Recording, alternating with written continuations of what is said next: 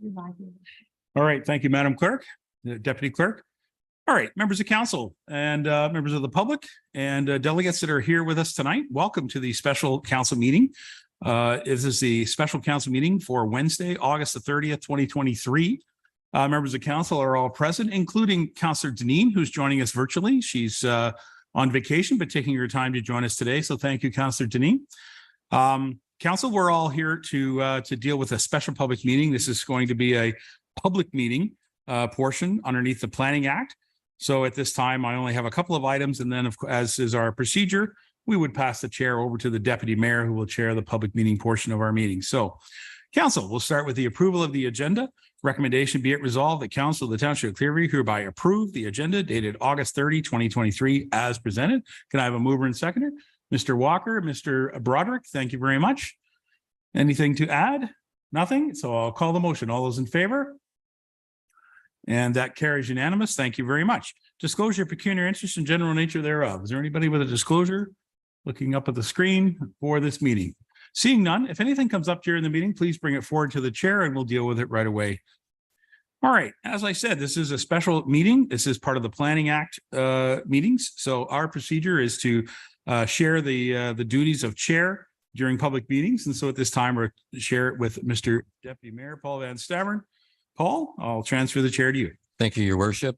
We will be starting our public meeting as was brought forward now. We invite you to comment on applications being presented tonight to engage in the process with us. If you wish to be notified of decisions of the Corporation of the Township of Clearview on an application being discussed this evening, please complete a public delegation form, and our deputy clerk has them over there to my left. Please submit the form to the deputy clerk. The views expressed in the public comments are solely those of the individuals providing them and do not reflect the opinions of the township, its agents, or its employees.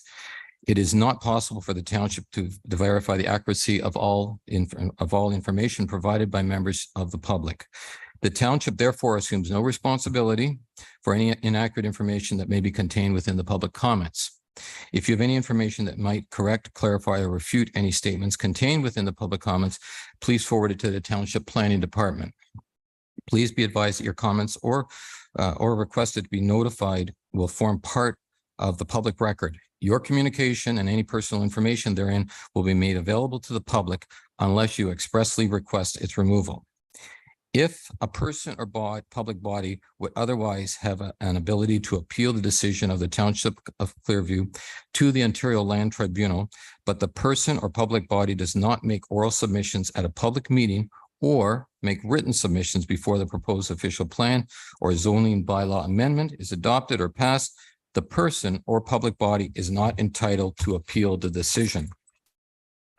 If a person or a public body does not make oral submission at a public meeting or make written submission to the Township of Clearview before the proposed official plan or zoning bylaw amendment is adopted or passed, the person or public body may not be added as a party to the hearing of an appeal before the Ontario Land Tribunal, unless, in the opinion of the tribunal, there are reasonable grounds to add the person or public body as a party.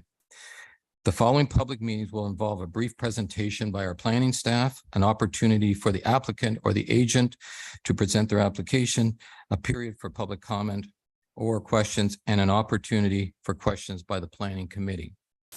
So at this time, we will now begin the public meeting with respect to item 3.1, telecommunication tower 2023-044, located at 2322 Fairgrounds Road South of this evening's agenda.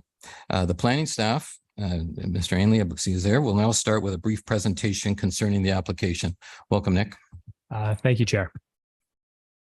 Hi, everyone. My name is Nick Ainley. I'm a community planner here at the Township of Clearview, and I'm here tonight to facilitate or assist in facilitating the public meeting for telecommunication tower 2023-044 for properties located at 2322 Fairgrounds Road South, Clearview. Next slide. So in terms of the proposal, so the subject or the app. Hold on, Krista, could you move the pictures down to the side so people can see the presentation, please? There we go. So in terms of the proposal itself, so on behalf of Rogers Communications, FB Connect is proposing to install a 60-meter telecommunication tower, a self-supporting lattice multi-carrier telecommunication tower on the subject lands. The proposed towers will be located at 2322 Fairgrounds Road South. The subject lands themselves encompass an area of approximately 58.6 hectares, and they are located approximately 1.9 kilometers northwest, of the Creemore settlement area. The proposed towers will be situated within the northeast portion of the subject lands themselves, approximately 410 meters west of the Fairgrounds Road South road frontage, and approximately 2 meters from the northern property line on the subject lands. Oh, sure. I'm too tall. Next slide, please. So here's just a key map of the subject lands themselves. So again, they're located at 2322 Fairgrounds Road South. So located west of Fairgrounds Road South and just south of 1516 Side Road Nowasaga Station or Nowasaga, and north of 1213 Side Road Nowasaga. Next slide, please. So this is an aerial image of the subject lands. You can't see my cursor. So they're outlined in red and a little bit tricky to see, but the proposed tower site is located. If I can do it here.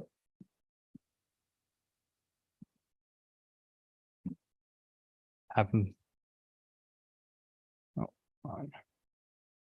want to work. So, okay, so it's a bit tricky to see. So there is a lined arrow showing the approximate tower location. So again, it's located on the northeast corner, thank you, of the subject lands.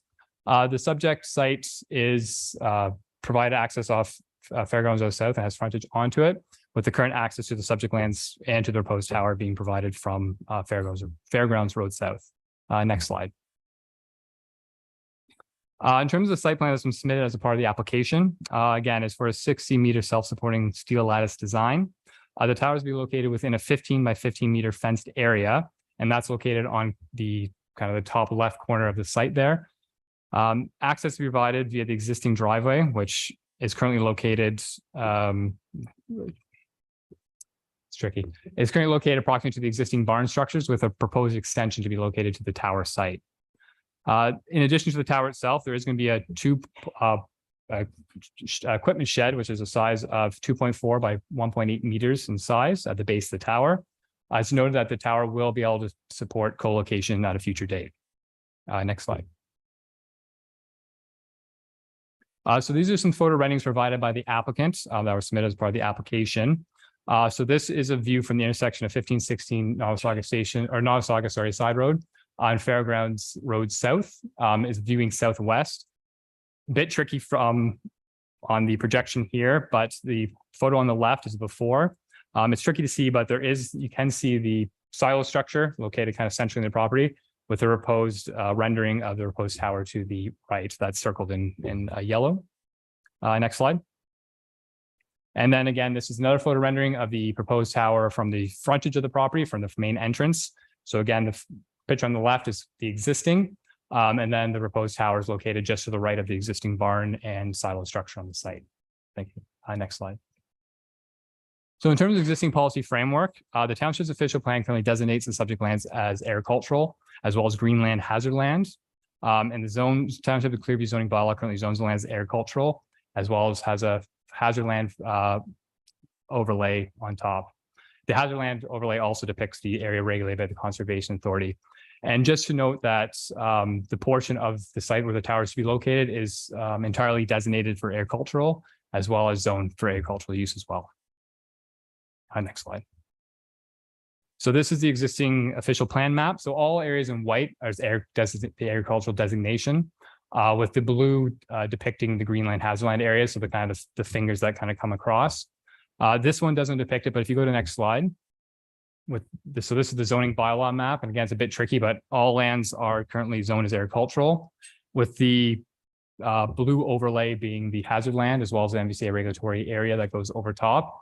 And the tower is located just to the east, of the northern property line, and where the MVCA regulatory area crosses into the property. Next slide. So in terms of notice of circulation, so notice of the public meeting for the telecommunication tower has been provided in accordance with the Township of Clearview's telecommunication protocol. I know from some of the comments that were received, there's a lot of concern that notice was not provided in accordance with it. But I can confirm that notice was provided on August 10th, 2023. This was via mailing to all adjacent properties within 500 meters. And typically the mailing is provided to the landowner and the municipal address that the municipality has on record for tax filing purposes. So if you receive tax bills or notification from the municipality, that is the mailing address that is sent to. I can also advise that it was published in the newspaper, in the Creemore Echo and the Sun on August 10th. And details the application and supporting materials have been made available to the public should they wish to view it, and have also been circulated to relevant commenting agencies. Next slide. So this is a circulation map of all the properties that would have been received mailing notification. So again, it's all properties within 500 meters. Just to note that our protocol does require additional notification from what the current Industry Canada requirements specify. So typically they require only notification within 3 distances of the tower height itself. So typically within 130, it would be 180 meters in the circumstance. However, we require 500 meters from the actual property line. So as opposed to circulating to 2 properties, I believe, under the Industry Canada requirements, we did circulate to 21 properties that were adjacent to the subject lands. Next slide, please. So in terms of getting involved, so I know a lot of you have been involved already in providing a lot of good feedback and comments on the current application. But Forbes Brothers or FB Connect does invite comments and all inquiries about the proposal by either mail or electronic mail. Comments should be received by the end of the comment period, which is 5 p.m. on September 10th. And comments can be made to myself, Township, Forbes Brothers Connect or FB Connect, or Industry Canada directly as well. Next slide.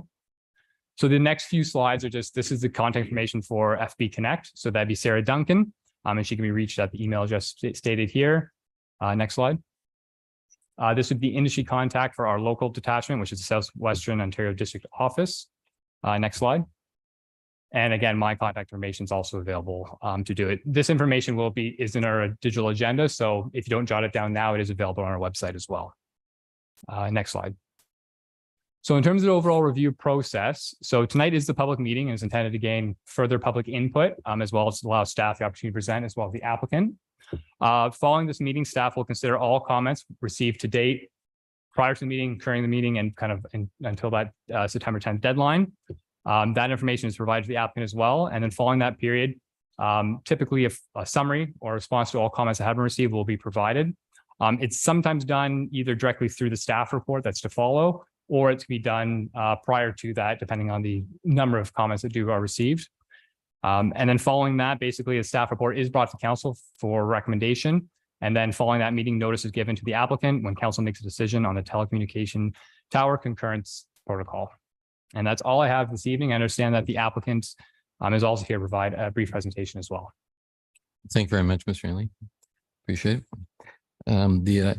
Does the applicant or their agent wish to make a presentation tonight? Come on forward.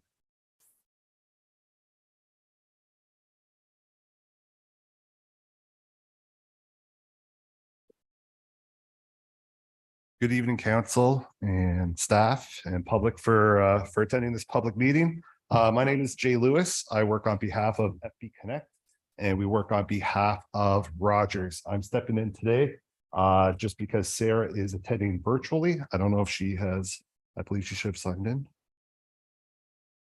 Nope. Okay. Well, I have the presentation, so I will, go through it. I guess I can't keep clicking. Perfect. Next slide. Perfect. So who are we? Rogers provides wireless, cellular and broadband communication services to individuals, businesses, and what have you throughout Canada. They provide wireless services under Rogers, Fido, Chatter brands, as well as providing consumer businesses with the latest wireless devices, services, and applications.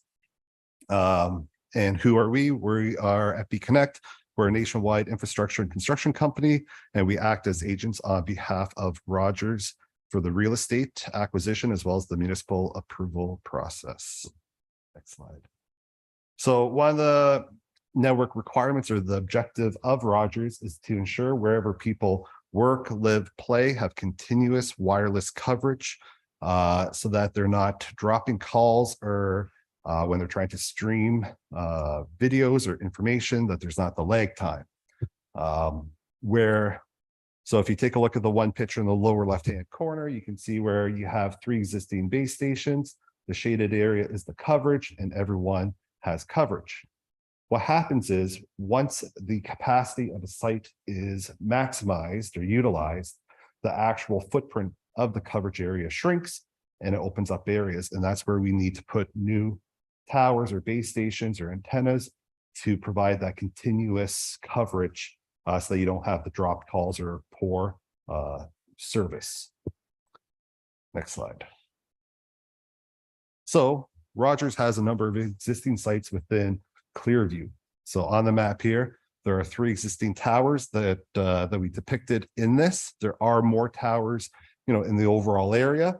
So the first tower in the kind of close to where we are in Stayner, C3015. That's an existing tower. It's a TELUS tower that Rogers is co-locating on.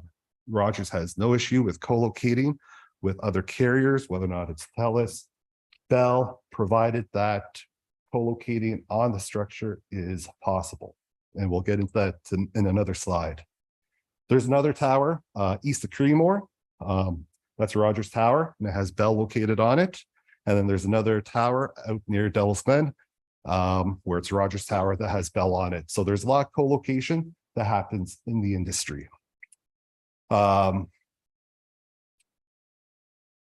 The proposed tower is centrally located between the 3 of these, and we'll discuss in a couple slides why that's important. But the proposed site will provide cellular, mobile, as well as fixed wireless internet. And what fixed wireless internet services are is basically your kind of rural broadband services. So there's lots of, another competitor being able to provide it to this area. Next slide. So this is an existing coverage map. So this is a great way to visualize where Rogers has the existing towers, where they have the existing service, and it's color coded. So the areas that are either purple, dark blue, or light blue, they represent a good, strong signal strength. So that within an indoor area. So if you're within a house, whether or not it's wood or concrete, you will have a strong signal. And then that way you don't lose, any calls. You can stream whatever you want. You have fast data connectivity. The areas that are represented in green would be for good outdoor strength. You can still receive calls or, data signal within, different types of residences or buildings, but the signal will not be as strong, so it can affect the performance. Yellow and red is more negative. So the goal here is to provide, as best of service to everyone. What this map does not show is the capacity. So of these 3 sites, each site only has so much capacity. It's kind of like your home, router where there's too many people on it, it could slow down. So while we have the 3 existing sites there, residents within the middle there can have capacity issues because of, they're balancing between the 3 different towers there. So the next slide, please. So that's where the proposed tower would be. As you can see, it does fill in the area quite well with the blue and the dark blue. And so the coverage, so that we have good signal strength to reach residents in that area, is achieved.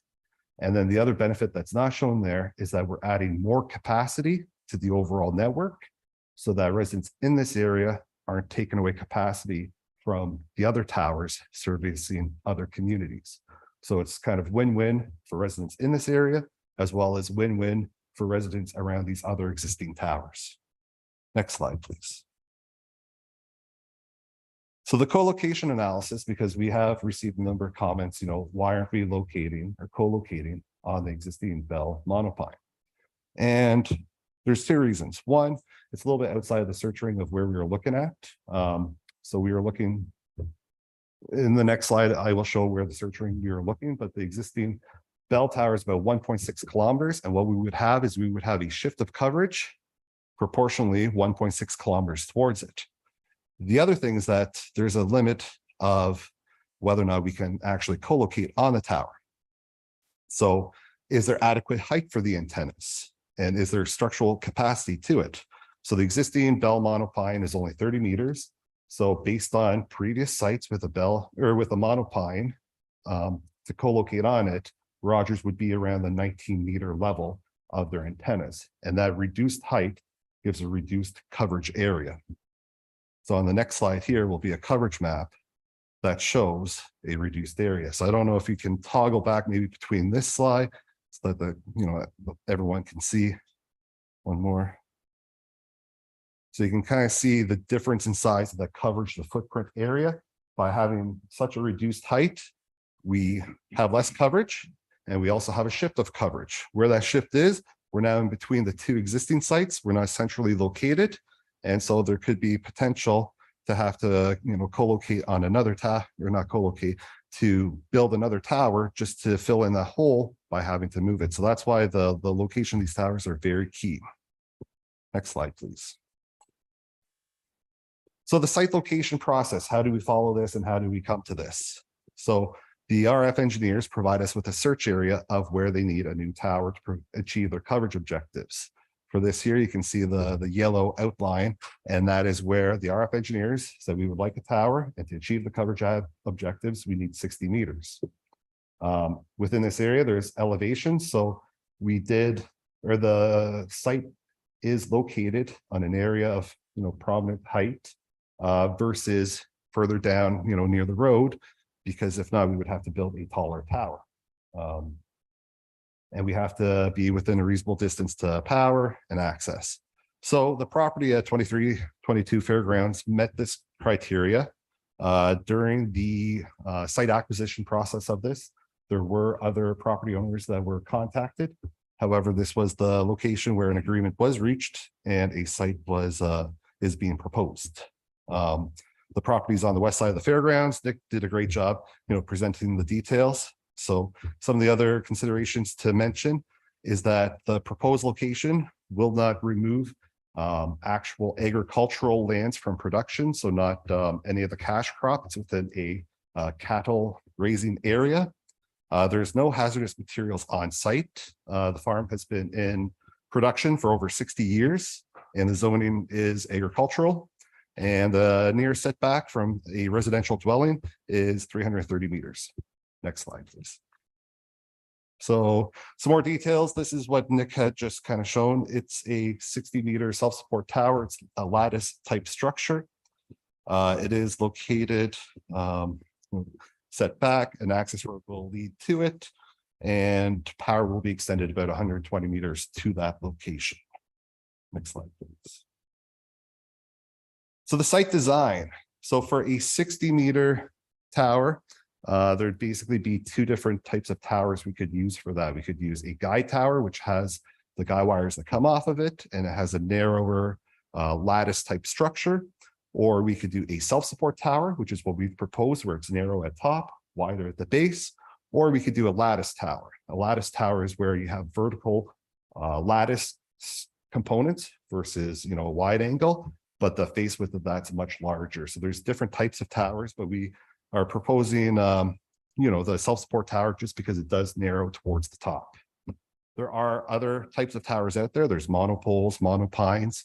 However, there are limitations to that. A monopine has a structural limitation for the height, just because of the branches, the wind load, and it's typically a single carrier type of structure because the height, you cannot achieve that great a coverage. There's no noise associated with the proposed tower. Tower lighting. So there's a typo here. It hasn't been approved by Transport Canada and NAV Canada. It's been assessed by them. So Transport Canada reviews the location and determines whether or not there's any lighting requirement. There is the Creemore Aerodrome in close vicinity to this. It's on a higher elevation. And because the proposed tower is lower than the outer identification surface, it does not require lighting. So it's already been assessed by Transport Canada and does not require lighting. It has also been submitted to NAV Canada, who has submitted it to local aerodromes in the area for comments. And to date, it would be a commenting thing, but it does not impede any procedures for landing or instrument approaches or what have you. Now, the construction maintenance, it takes a couple days to stack the tower once it's all ready to go up. And then the annual trips to the tower is very minimal, just routine maintenance. The proposed tower will meet all federal and provincial requirements, such as safety code 6, which is the amount of electromagnetic frequency that comes out of the towers. Safety code 6 is a guideline or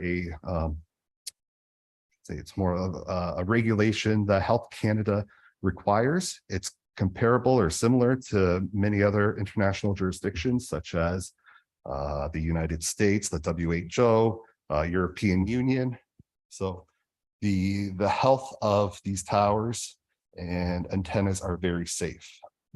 It also meets the Nottawasaga Conservation Authority, as Nick had indicated. It is outside of any concern because the hazard land is not part of the tower. And we also screened it through the Natural Heritage Information Center.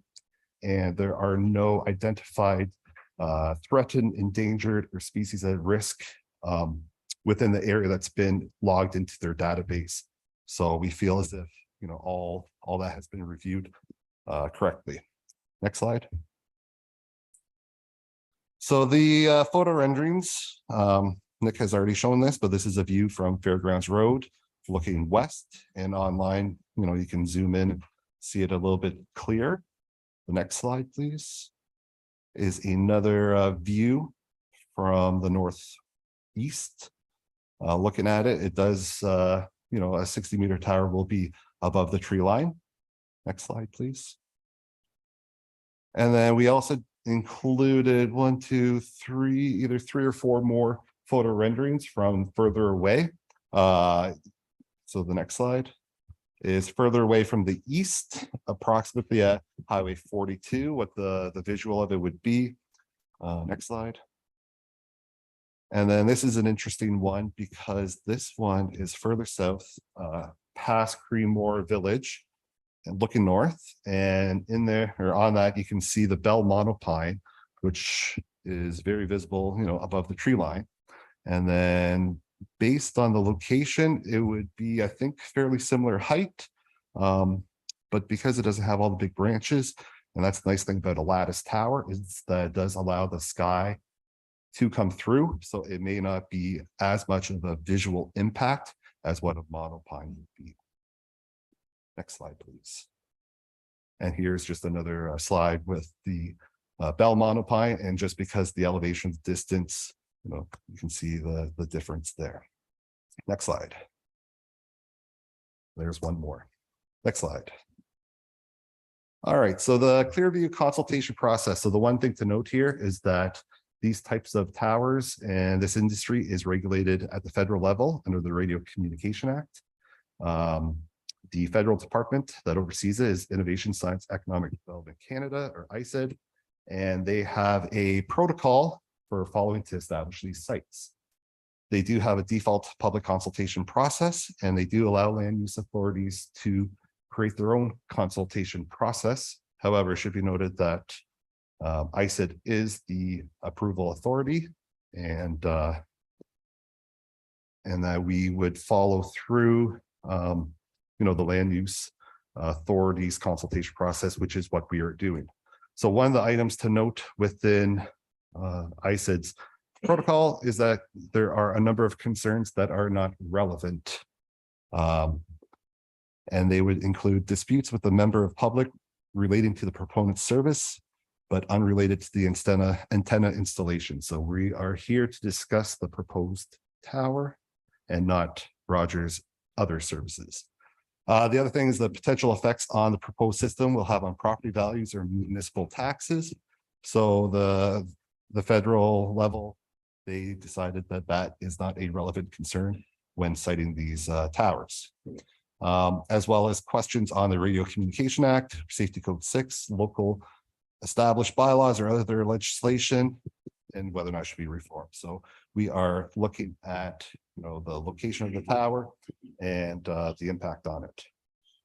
Now, the Township of Clearview has their own consultation process that divides them between minor and major. This is a major, which is why we are doing this consultation process. And as Nick has gone through, The property owners within 500 meters of the tower were to be notified, as well as public notices within the local paper and website. Next slide. So where are we now? So what we've done in the consultation steps, we submitted an application in accordance with municipality policy.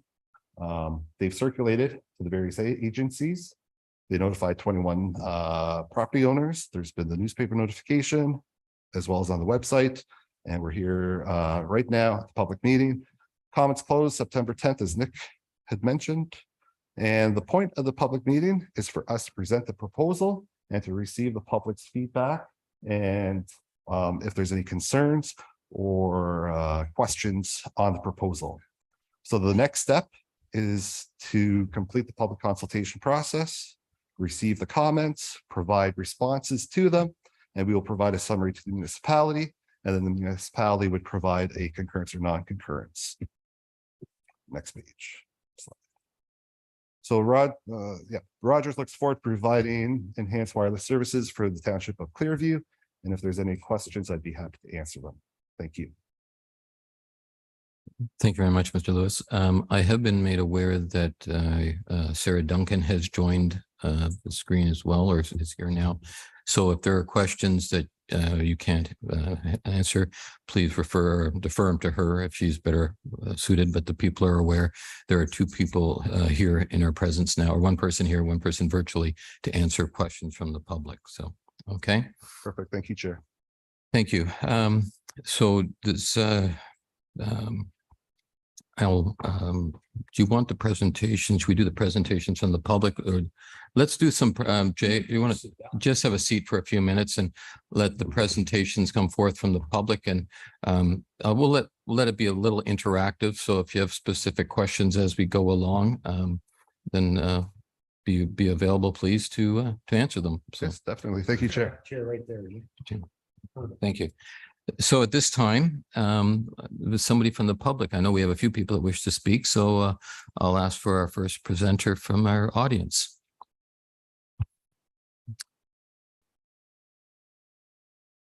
Anybody? Go right ahead, sir. Come up to the microphone, please, and state your name and. Okay, okay, that's what, talk loud. Your name?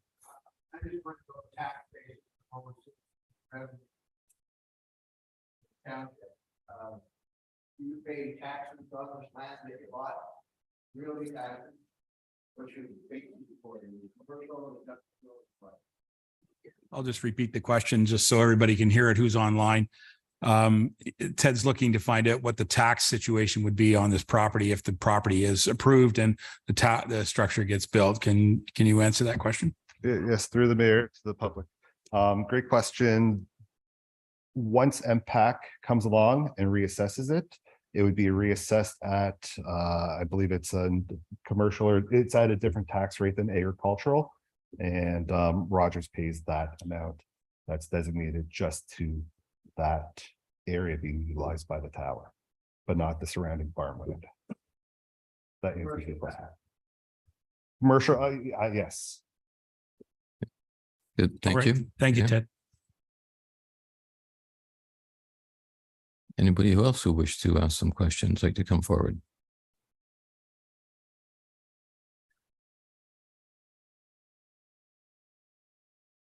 I see Tom coming up here.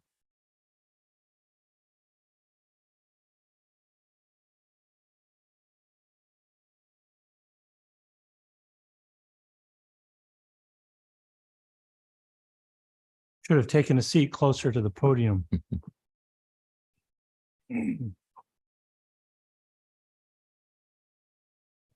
We have prepared a slide deck, which we circulated to council earlier today. I have a few paper copies here. If any council members would like a copy, or audience members, we can hand them out as well. I don't know if it's possible to put the slide deck up on the screen as well for the audience. If that's Can you do that, possible, we Krista? welcome it. Thank you. Through your worship and deputy mayor to yourself, Tom, the presentations, PowerPoint presentations are only for the applicant and for township staff. During public participation and public comments, you're allowed to make comments, but we don't put individual presentations up on the screen. But thank you for making copies and thank you for passing it on to council. Okay, so I will look to people on this side of the room first to see if any of them would like a paper copy of the slide deck. So Doug's got one. I've got one. Yeah. Paul's got one here. Peter?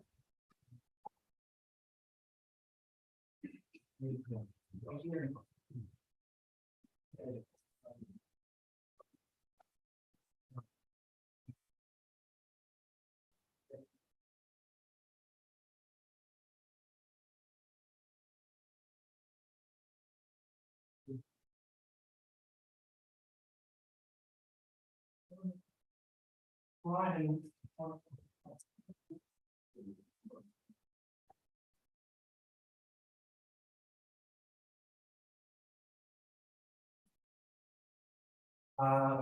Before you get started, can you just identify yourself so that everybody as a public record knows who you are? Absolutely. Good evening, everyone. My name is Tom Arndt. I am resident next door to the property. The proposed site fencing would be right on my property line. I was fortunate enough to buy a property here in Clearview 15 years ago. My spouse Janet, her family's been here for 40-something years. So we've been here for a little while. Before I get into it,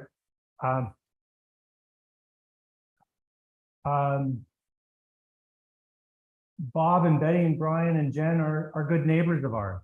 And it's unfortunate that we're in a situation where this has come up and is causing all of us to have to talk about these issues in public. So I hope we're able to continue to be good neighbors after today, as we have been today. So if our slide deck goes through, you turn to page 2 of the deck, we have an overview there, which sets out sort of 7 main categories of topics that I propose to go through in our presentation. We'll be going through the ISED antenna system circular and addressing portions which the circular specifically states are relevant. We have our views on areas that are not relevant, but we're going to skip over those. We're going to address the site selection in our view based on our research, where they've failed to co-locate on existing other towers. Our presentation deals with 6 towers that encircle the target area. We understand there are actually many more than just the 6 towers out there. Rogers is on 3 of those 6 towers. Jay pointed out one's a TELUS, 2 are Rogers, but they're not on 3 bell towers that encircle the area. They have also not explained why they can't retrofit the existing towers to meet the needs of the target area. We have a section in our slide deck that deals with what we call the process inadequacies, how the application by Rogers is incomplete, that they have not answered all of the questions that are put to them in the application form. And we're asking council to consider option D on their list of 4 options, which is to essentially tell Rogers to go home, finish their homework, and reapply when they've done all the studies and are able to answer all of the questions. We have, thank you to Rogers and FB,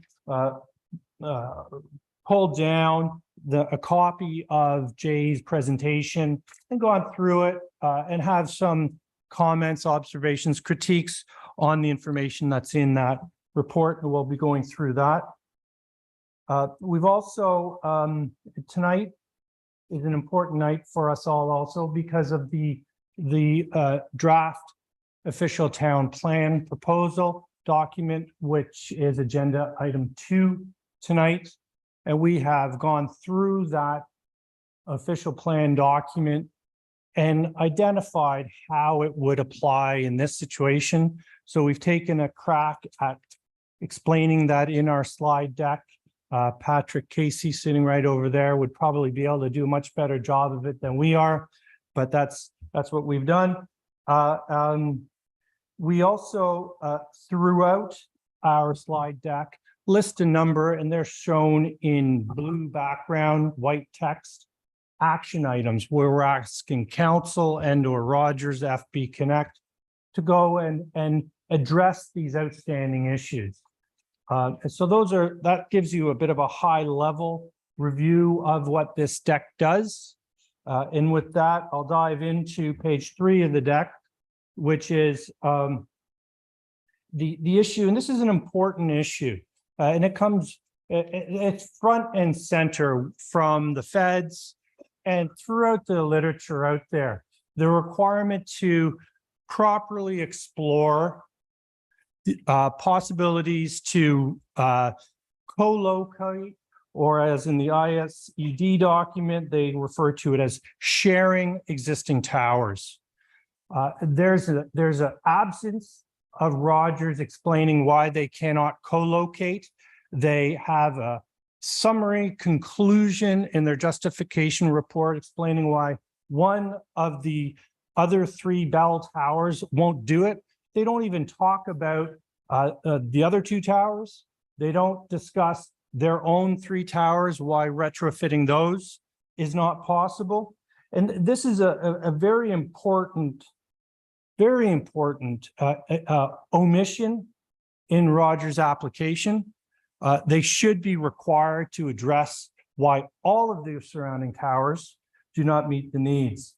And it's important that when Bell applied for the tower, they addressed all of these issues back in 2013, 2014. And today, if Rogers was to go to Bell and ask Bell, can you allow us to co-share on that monopine or your other towers, Bell has a positive duty to respond in writing within 30 days to those requests. And Bell's required to negotiate in good faith with Rogers. And Rogers is required to maintain all of that correspondence and make it available. Now, we don't see any evidence whatsoever of Rogers even trying to contact Bell.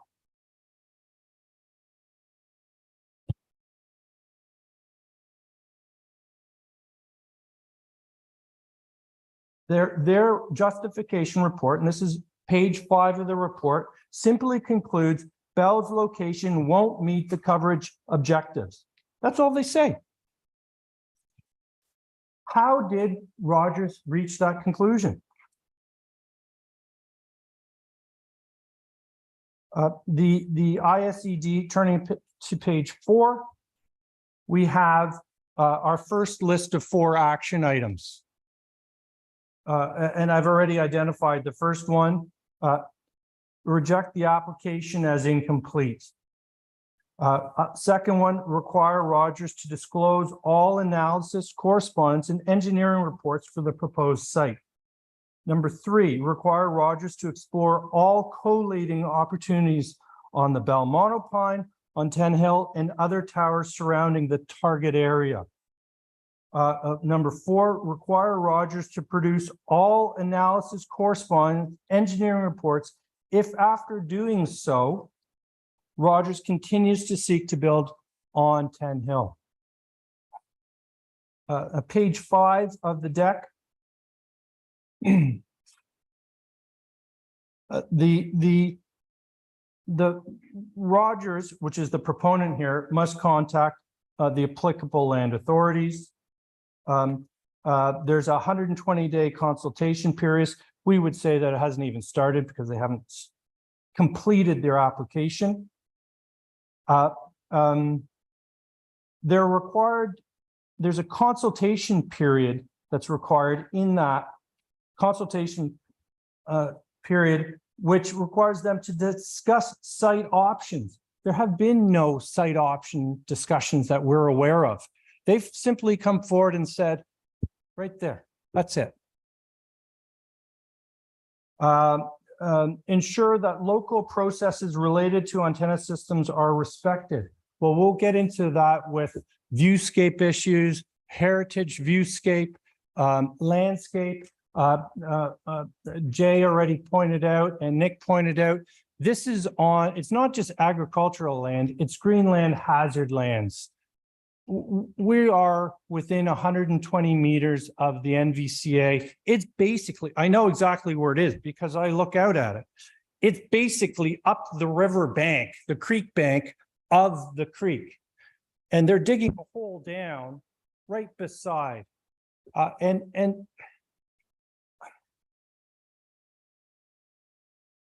And of course, they're required to get a response from council, the land use authority, in response to their application.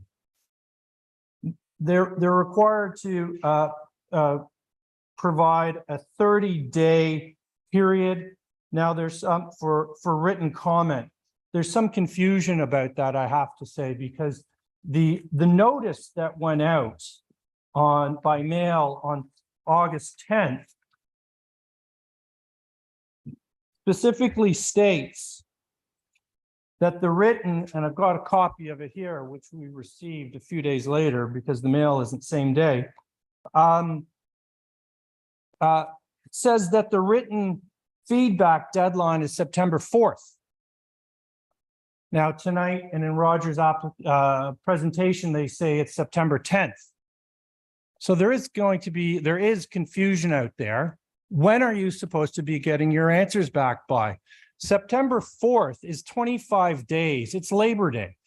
It's 25 days after August 10th. August 10th was a Thursday.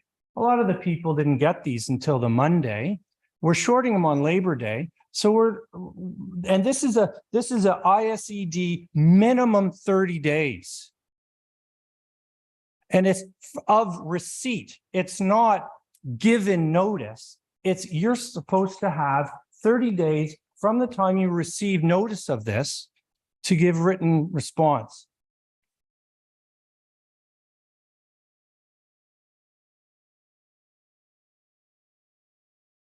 Is Rogers prepared to extend the notice and send out new ones, is my question to that.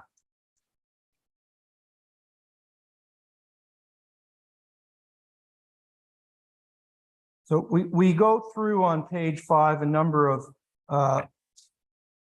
statements regarding that the application is incomplete and that the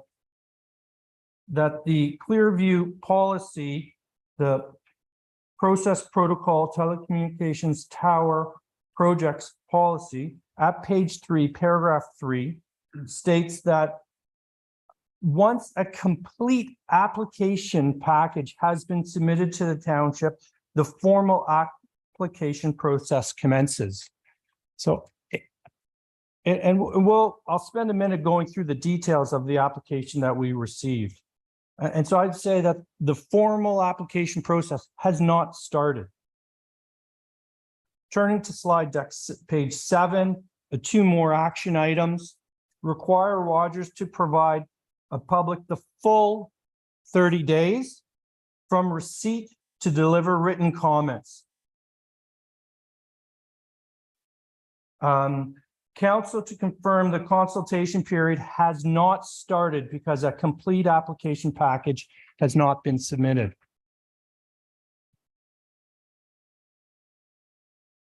I'm now going to a third section of the ISED circular, which deals with public reply comments.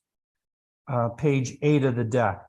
The factors that will determine whether a concern is reasonable or relevant according to this process will generally be considered if they relate to the requirements of this document and to the particular amenities or important characteristics of the surroundings, the proposed antenna system. And there's a list of, now Rogers in their presentation only talks about what's not relevant. They're not guiding us to what we should be discussing. They're saying you're not allowed to talk about these things. Here are what the circular says are relevant. And the first one is, why is the use of an existing antenna system or structure not possible? Now, Rogers hasn't gone through that. They say the monopine on 10, 12, 13 doesn't work. That's all they say. They don't talk about the others. So we're asking them to explain why the others don't work. Why is an alternate site not possible? They don't discuss any alternate sites. They say we want it here. What is the proponent doing to ensure the antenna system is not accessible to the general public? I'll skip over that one. It's not. Why is the proponent trying to integrate, or how is the proponent trying to integrate the antenna system into the local surroundings? Well, there's really no attempt to do that. We're talking about a metal tower, 200 feet high, on the top of 10 Hill. The best that I heard so far is it doesn't need lights. What options are available to satisfy aeronautical obstruction marking requirements at this site? I'll defer to another public member who will be dealing with aeronautical issues. We submit that Rogers has failed to fully and properly, let alone adequately explain why. One, the use of surrounding existing antenna systems or structures are not possible. Why the existing systems cannot be retrofitted. How, if an alternative site is possible. Again, they're targeting agricultural land, which will have a concrete block on it. It's leaving agriculture, whether it's being used for cattle grazing right now or growing cash crops. It's currently agriculture and it's being rezoned or what have you, converted into industrial tower. It's worse than that. It's hazard land overlay according to the existing official plan.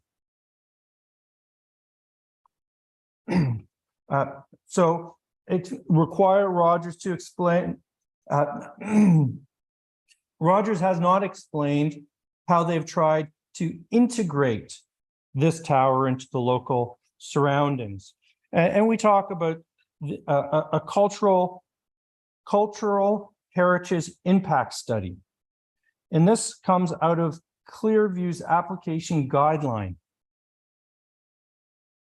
which requires these studies, and they're intended to identify and protect landscapes, viewscapes, or other features located on or around the subject site. The study must be prepared by a heritage planner, architect, or other heritage professional. And that's on page 10 of the Clearview Development Application Guideline. There's no apparent attempt to integrate, identify, and protect the 10 Hill viewscape here. To the contrary, Rogers is seeking to place a 200-foot tripole on top of the hill. And again, I refer to another member of the public with regard to aeronautical issues. So page 10 of our slide deck, we have 4 more action items. Require Rogers to demonstrate why they cannot retrofit existing Rogers infrastructure. Require Rogers to deliver cultural heritage impact study. Require Rogers to deliver an erosion study. That creek bed becomes a flowing river multiple times a year. Many of us are aware of the river that flowed through Jug City last May 2022. Well, that water comes off of 10 Hill. And it roars when that happens. Require Roger to deliver stormwater management study. Require Rogers to deliver proposals for integration into local surroundings without adversely affecting the landscapes, viewscapes, or other features located on or around the subject site.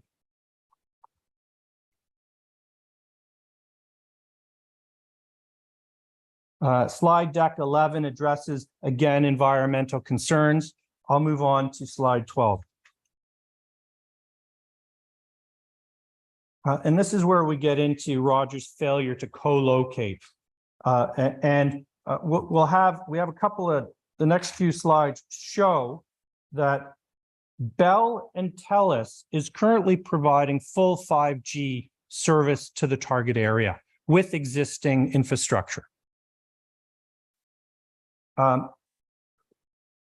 Rogers should be required to explore all of those activities and report back if they are unable to provide 5G with the existing infrastructure that's out there before they should be allowed to even come back and ask for what we're calling a 7th tower in the area.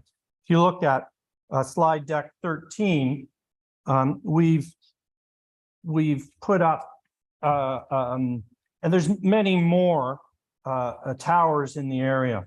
I have another handout here blown out further out, which shows many more, and I can hand those around as well. Many more towers. But here we've numbered 6 towers that encircle the area. Tower number 1 is the Bell monopine that Rogers refers to in their justification report. That's it's 700 meters from the proposed property, the subject property. They've selected a location on the property, which is almost as far away from the Bell monopine as they could get at 1.6 kilometers.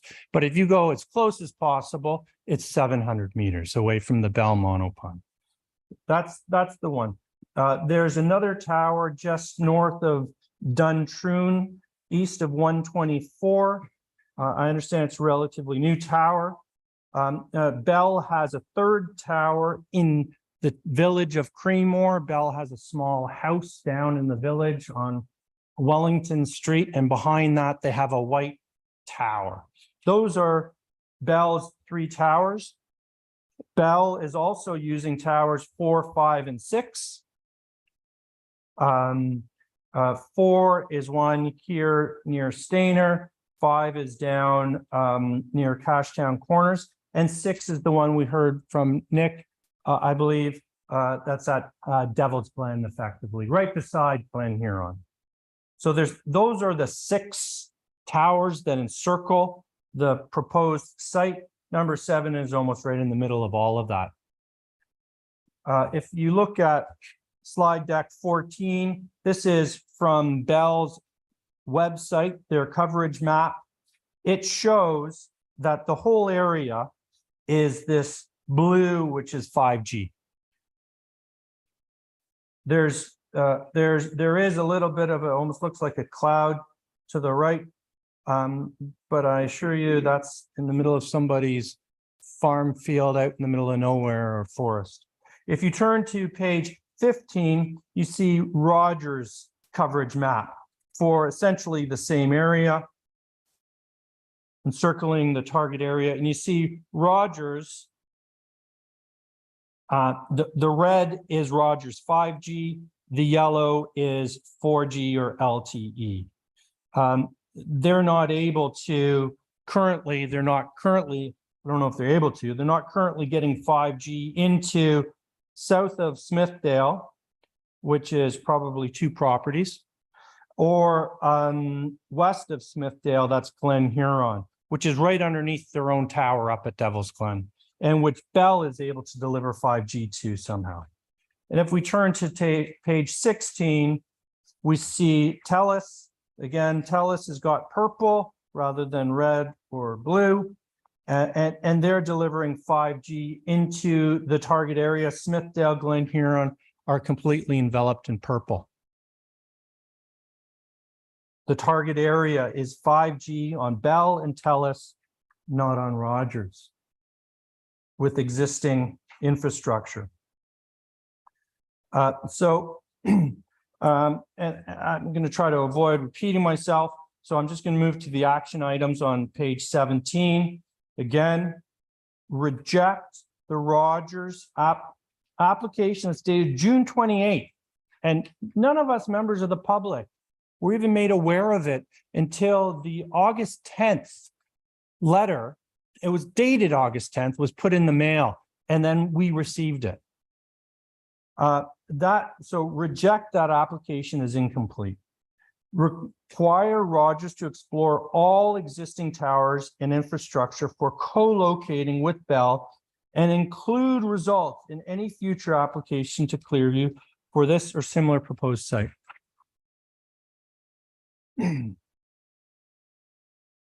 So slide deck 18, we've got some other points worth mentioning. There's a question of whether or not this tower will be of any value in a few years or currently with the advent of Starlink, which is delivering internet, super fast internet to homes from satellites. Fiber optic cable is going up Fairgrounds right now. There are other providers. I know of a smaller one, Dr. Logic, for example. Again, the internet in our homes is being delivered and is getting very fast. We don't need this tower for those services. The Stevenson's land collectively is 150 acres. Why are they locating so close to other residents? It's on my property line, our property line. It's visible from the road. It's visible from the village. It's visible from, I hear you can reach the top of 10 Hill with shortwave radio from Manitoulin Island. I don't know if you could see it, but that's the distances we're talking about here. The current site is lower than the crest of the hill. So they're actually asking for a higher tower on the wrong side of 10 Hill to be able to reach over the hill to tuck down into Smithdale and Glen Huron. Why are they doing that? Only to have it higher for everyone in Stayner and Creemore and Evening and slide deck 19. The application form, and I'm going to spend just a couple of minutes, if I may, on the application form that's in the package available on Clearview's website, the June 28 application form. It does not answer questions. Questions are simply left blank. If you go to slide 20, you see that this is purportedly completed on June 28th, but it's not complete. If you go to slide deck 21, you'll see they did not answer the question, has there ever been industrial or commercial use, including a storage of gasoline or other fuels on the or adjacent to the subject property? No answer. Has the subject lands or any lands within 500 meters ever been used for the storage, disposal of hazardous materials or waste? No answer. Has there ever been an orchard on the subject lands? No answer. If you look at Google satellite pictures, you can see that there are a number of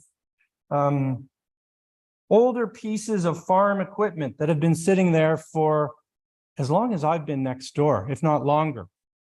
And I don't know what else is there. The proposed site is right beside it.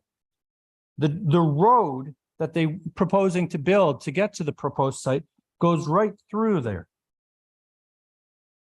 They didn't answer whether or not that area was subject to hazardous waste disposal or storage of fuel or any of those issues. They did not answer question 6.3. What is the land use designation of the subject lands under County of Simcoe official plan? They just moved on to the next question, didn't answer it. Slide deck 25. There are required authorizations and attestations to be signed by the owner of the property.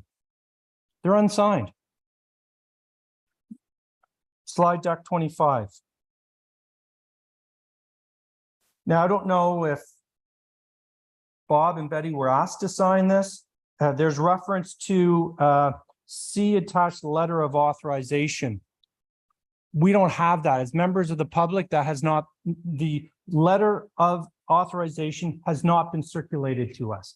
I don't know if it's been provided to council, if it's been provided to staff, but it has not been provided to the public. We don't know what's in that document.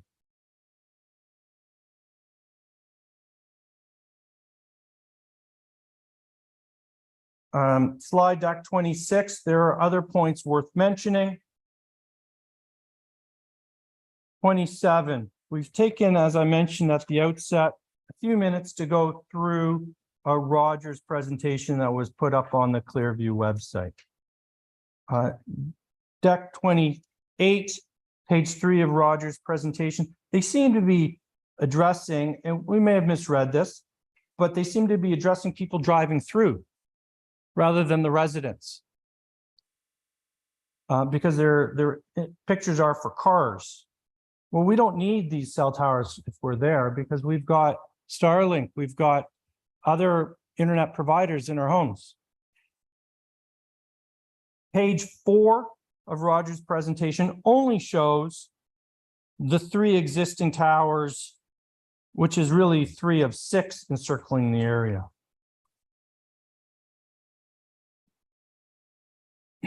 Page 5, this is that coverage area issue where Bell and Telus are able to deliver 5G to the target area. The page 29 of our deck, we comment on the page 8 of Roger's presentation, co-location act analysis. We say it's light at best. They don't address co-locating on the towers. Page 10, we address state. They don't acknowledge that other sites on the same property might meet the site requirements. They take the position that the proposed site does not remove agricultural lands from production. Yes, it does. Cows can't graze on concrete. Where a tower is inside the fence. Again, they have this Roger's presentation says they now, rather than answering the question, which they haven't done, they now take the position that the site's never been used for hazardous materials. Was a study done? Do we know? Phase 1, phase 2 conducted. They haven't disclosed how deep. We know how big the fencing is. We have a sense of how big the concrete block is that they want to build by dimension, 2-dimensional, but we don't know how deep they want to go. And we're talking about right beside a creek bed, on a creek bed.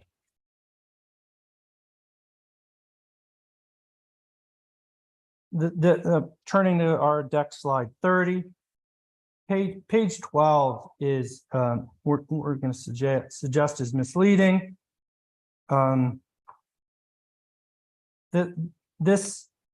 This proposal has not been approved by NavCan according to the notice documents, and we've been out bringing this to the attention of the neighbors. Many of our neighbors did not receive the notice. They're seasonal residents. They didn't get the letter till they didn't know about it until today. The artist rendering of the tower, if you look at our comment slide decks 13 and 19, miraculously, this tower is faded. It doesn't when it's actually built, it's going to be, I imagine it's going to be a lot easier to see than this faded tower that they're proposing is there. And I've already commented on slide 20 or their slide 20, where they only talk about what we're not allowed to talk about. Turning to slide 31. I don't know who the 21 property owners are that they say they notified. If you look at Clearview's presentation on the right side, that's 18 properties that are shaded yellow. Am I, because I own 2252 and 2272. Do I count as two people? I don't only get to vote once here.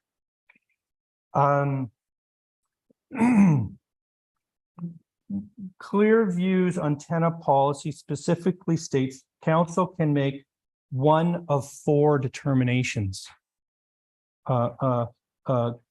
Roger's presentation only talks about 2. They don't talk about partial concurrence. They also don't talk about option D, which specifically states that the proponent should go back for further analysis or discussion as a result of an issue arising from council's consideration. Meaning go back, do your homework and finish your application. I'm now slide deck page 32.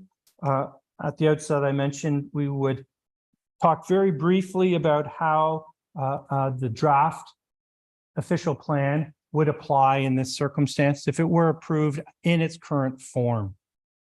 There's a specific, and my understanding is that the draft official plan really is just a consolidation of numerous existing policies, bringing them all into one place, as well as modernizing. The plan has sections on antenna towers. 7.7.1 mandates proponents to demonstrate sharing existing antenna towers and other infrastructure has been satisfactorily explored. Mandates a complete application shall explain why it is not possible to use existing antenna tower or to share existing systems. Again, they've only talked about one tower, won't do it, so we have to go elsewhere. We have to build a new one because the one won't do it.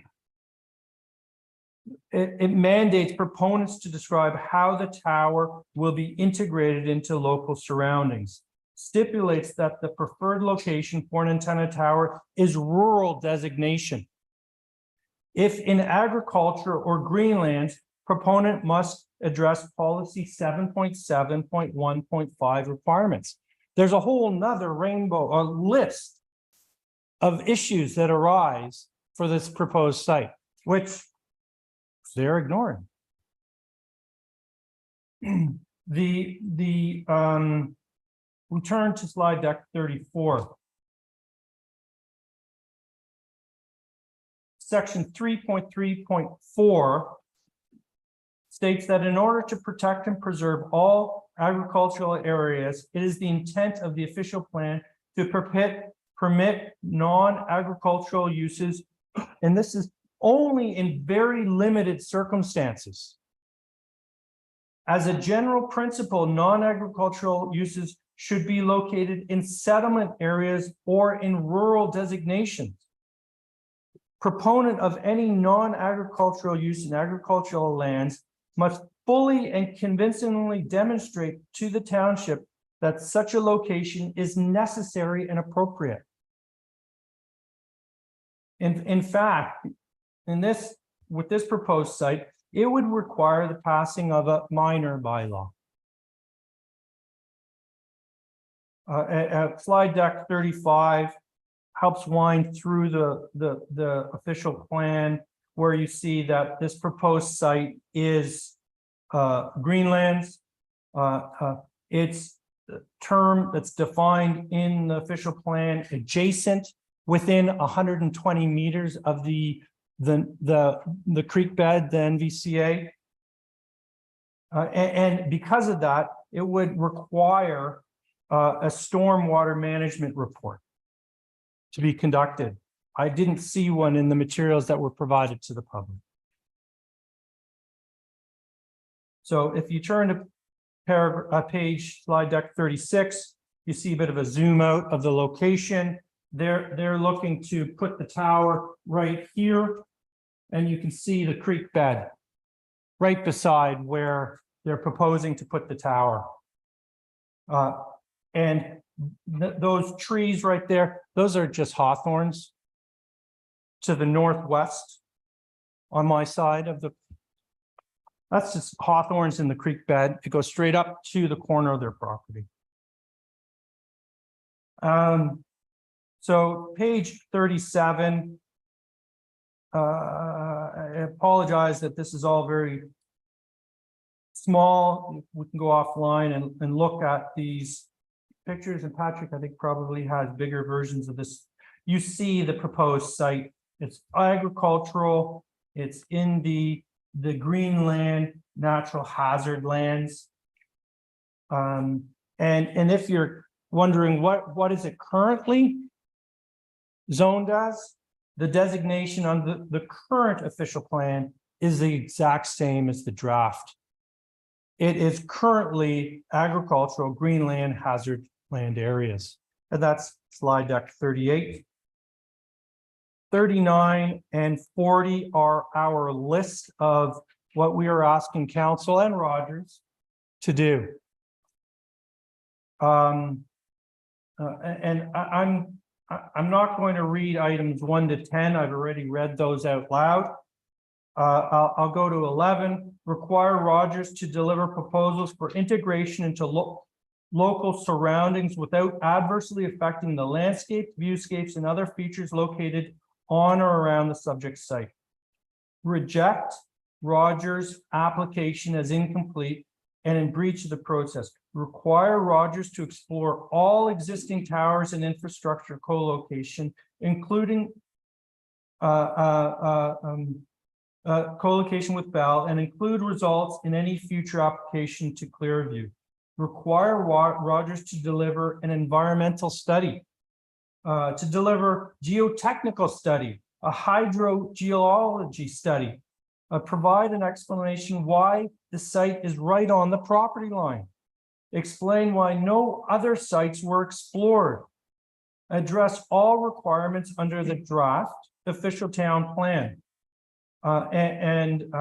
Action item 20 there, require Rogers to address the aeronautical issues. And before I step down, one other thing. Rogers hasn't even told us what they want to use this tower for. We don't know. Is it 4G? I understand these 200-foot towers are for 4G. 5G doesn't need a 200-foot tower. They're much lower. We don't know what this tower is for. It's nowhere in the materials. We just know they want a tower there. And so they should be required to tell us what they intend to use the tower for. They say they want to deliver service to areas, but they're not saying they're building a tower that meets those needs. That's my presentation. I'm open to any questions from council, from Rogers, from the public here, based on what I've said so far. And thank you for allowing me to go through that presentation. Thank you, Tom. Is there anybody from the public who wishes to ask questions from Mr. Ard? Jay, would you like to ask?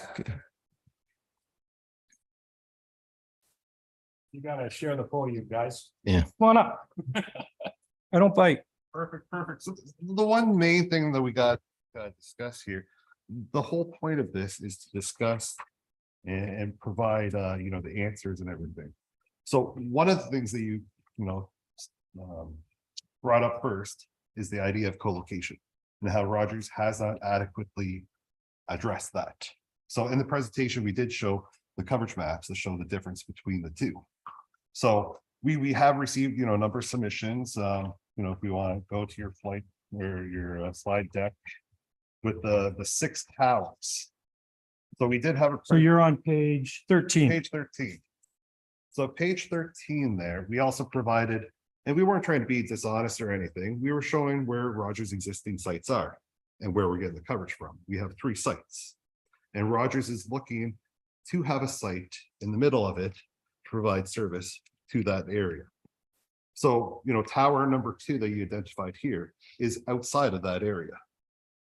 Tower number 2 is the one that is northeast of Duntroon 124. Okay, so these sites and these antennas work in a way where there's a limitation of how far the signal can reach.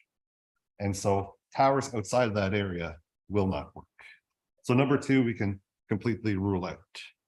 Tower number 3 that you have here is a 15-meter monopole at a Bell Exchange building with, residential neighborhood and everything.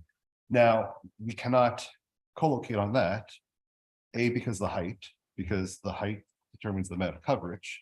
It's also in the valley. So there's no way to get the signal topographically over top of the ridge. So we can rule out utilizing that one. And the intent of the proposed tower is not to provide coverage to Creedmoor, because based on the coverage maps, we can show where or illustrate where the service is for. So the only tower that we can actually look at co-located on is tower number 1, which is the monopine. And in the presentation, we said that it's a 30-meter monopine, and we're limited to the amount of available height on that tower, which would be about 19 meters. Based on other proposals, because you have Bell's equipment, even in Bell's original submission or presentation a number of years ago, they even showed how they would have, their equipment further down, and that, they'd allow co-location but at a much lower height. So yes, there is a possibility to co-locate on there, but the coverage maps show how much of a smaller area it is. And it's also shifted out of the area that Rogers needs to provide coverage in. So, we've demonstrated that co-location on that tower is not possible, which is why we are proposing a new tower. So thank you for that explanation. Are there studies that support this? Have there been attempts to co-locate, to share? Has Rogers contacted Bell and explored these things? We can contact Bell. I can ask if Bell has been contacted. However, at 19 meters, at what would be the available height, does not achieve coverage objectives. And so I'm looking at your presentation, and I'll just show you. Unfortunately, your presentation is not page numbered. Okay. It's early in the deck. You've got the coverage map existing and existing and proposed. And if you look at the area in the red circle that you have circled as, and it changes from green to purple. Mhm. And I've with my pen drawn on the property lines in that area. So almost everybody that lives in that purple area is here tonight and are objecting to the tower.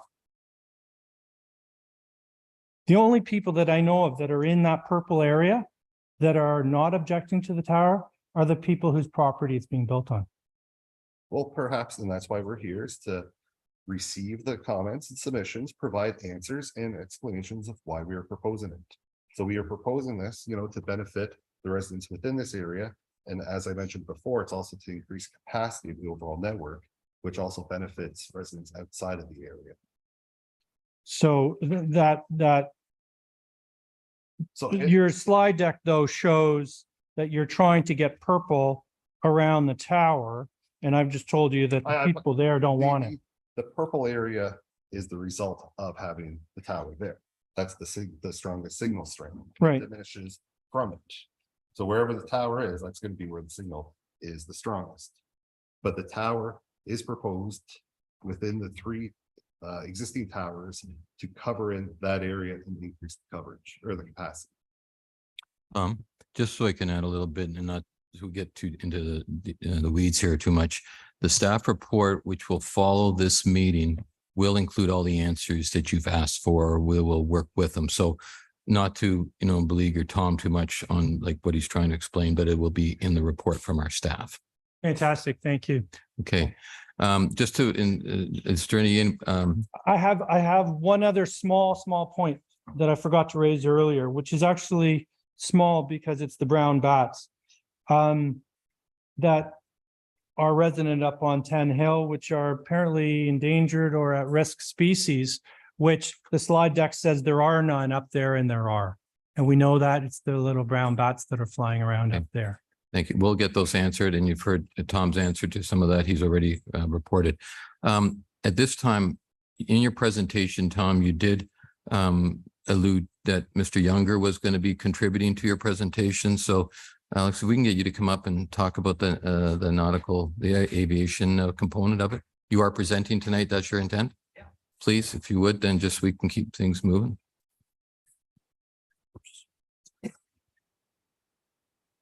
I have that blown up map as well, a broader area if anybody wants a copy of that. Good, thank you. Hi, everyone. Good evening. I'm Alexander Younger, and I live on 23716 Concession. So my property is the back corner. Our corner is the Stevenson property. Tonight, I'll try to keep it fairly brief, but I'm just going to talk about three key topics. One is aviation safety. I operate the Creamore Aerodrome, which is CCR 9, which is very close to this tower. Also, just as Tom touched on, I'll be quite quick on this, just the justification for the tower, and of course, preserving Clearview. Just a quick background on my flying. I've been a licensed pilot since 1986. I did my license at the Collingwood Airport. Aviation is a big part of my career. I use the airplane for work. Most of my clients are in aviation. Flying is a big part of what I do. So I fly around the US and Canada a great deal, and I understand how obstacles can pose a problem. I'm also a longstanding member of COPA, which is the Canadian Owners and Pilots Association, AOPA in the US, and others. So the issue with this tower is for CCR 9 is it's not only close to the runway, but it's also in the traffic pattern. So particularly for runway 11. So a 200-foot tower would be a bit of a problem for us. And that's in good weather. So as we all know, the weather in Clearview changes quite dramatically thanks to its proximity to Georgian Bay. And so this tower, lit or unlit, would still be an issue when the visibility starts to fall. And that's not just for Clearview, but also for Creamore, but also for the Collingwood Airport, Edenvale, and Stayner.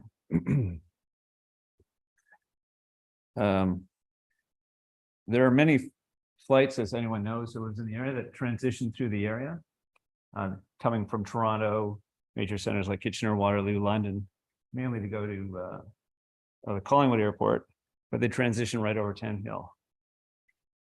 My airport is at an altitude of 1355. What's the ground height of your tower? I do understand that it's 18 meters below your grade elevation. According to my aeronautical charts, it's 7 feet. So anyway, 18 meters isn't much. But so the challenge is that if you have a 200-foot tower and you're taking off runway 11 from my aerodrome, you make a left to follow the traffic pattern. And this tower is right on the corner of what's called turn to downwind. So the airplane is climbing, you have bad downhill or downward visibility. And if anything happens, you've got a tower right in your way. So one of the challenges with towers is that it's a little bit akin to putting a lamp standard on the 401. Sure, you can see it and avoid it, but someday someone's going to probably hit it. So it's safer to have them not in conflict with airports. Perhaps I'd say the biggest challenge actually is medevac flights. So the pattern's left-handed. I was just thinking about your pattern. Yeah, so if you're taking off eastbound, you turn left and then left. Anyway, so the bigger challenge I would say is actually medevac flights, because as we all know, Collingwood has a heliport, and it's a very busy medevac destination, and they're flying typically patients who are in dire need of quick treatment down to Sunnybrook or St. Mike's, and this tower lies directly in that path. The challenge also is, as we're also aware of, is Ten Hill is very high, so the land around Ten Hill is quite low, about 750 feet. So we're up almost 700 feet. And with a 200-foot tower on top of that, you're almost 1,000 feet higher than, say, if you're at the Collingwood Airport. So if you're flying into that, the land comes up quickly, and then you have towers on top of that, which really creates additional conflicts. Sorry, I should have probably brought my water bottle with me.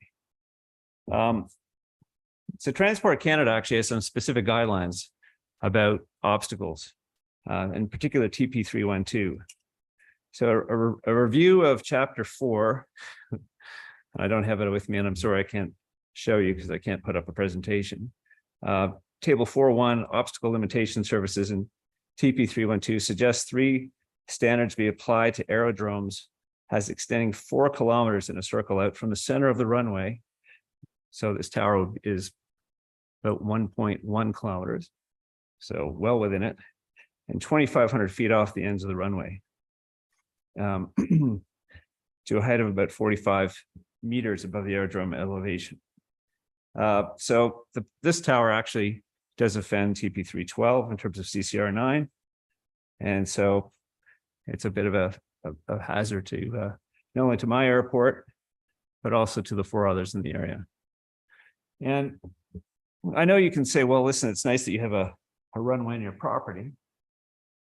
But as anyone who's been involved with Collingwood Airport, as I have, we have a booming airport. He's trying to attract more traffic, has the jobs, economic development for Clearview, and also great future potential, bringing both tourists and also more industry. So when you put up obstacles near airports, it makes them less attractive. Still on the aviation topic, one of the questions I have is the International Civil Aviation Organization, ICAO, has pretty strict guidelines on lighting. So a tower that's 45 meters in height above ground level, regardless of that ground height, must be lit. So I don't know how this can't be lit. So, Would you like to spot? sure. Okay. Well, so first off, the assessment has been submitted to. Up to the mic there, big fella. You gotta come up, join me here. How's it going? How are you? Good, good. Okay, so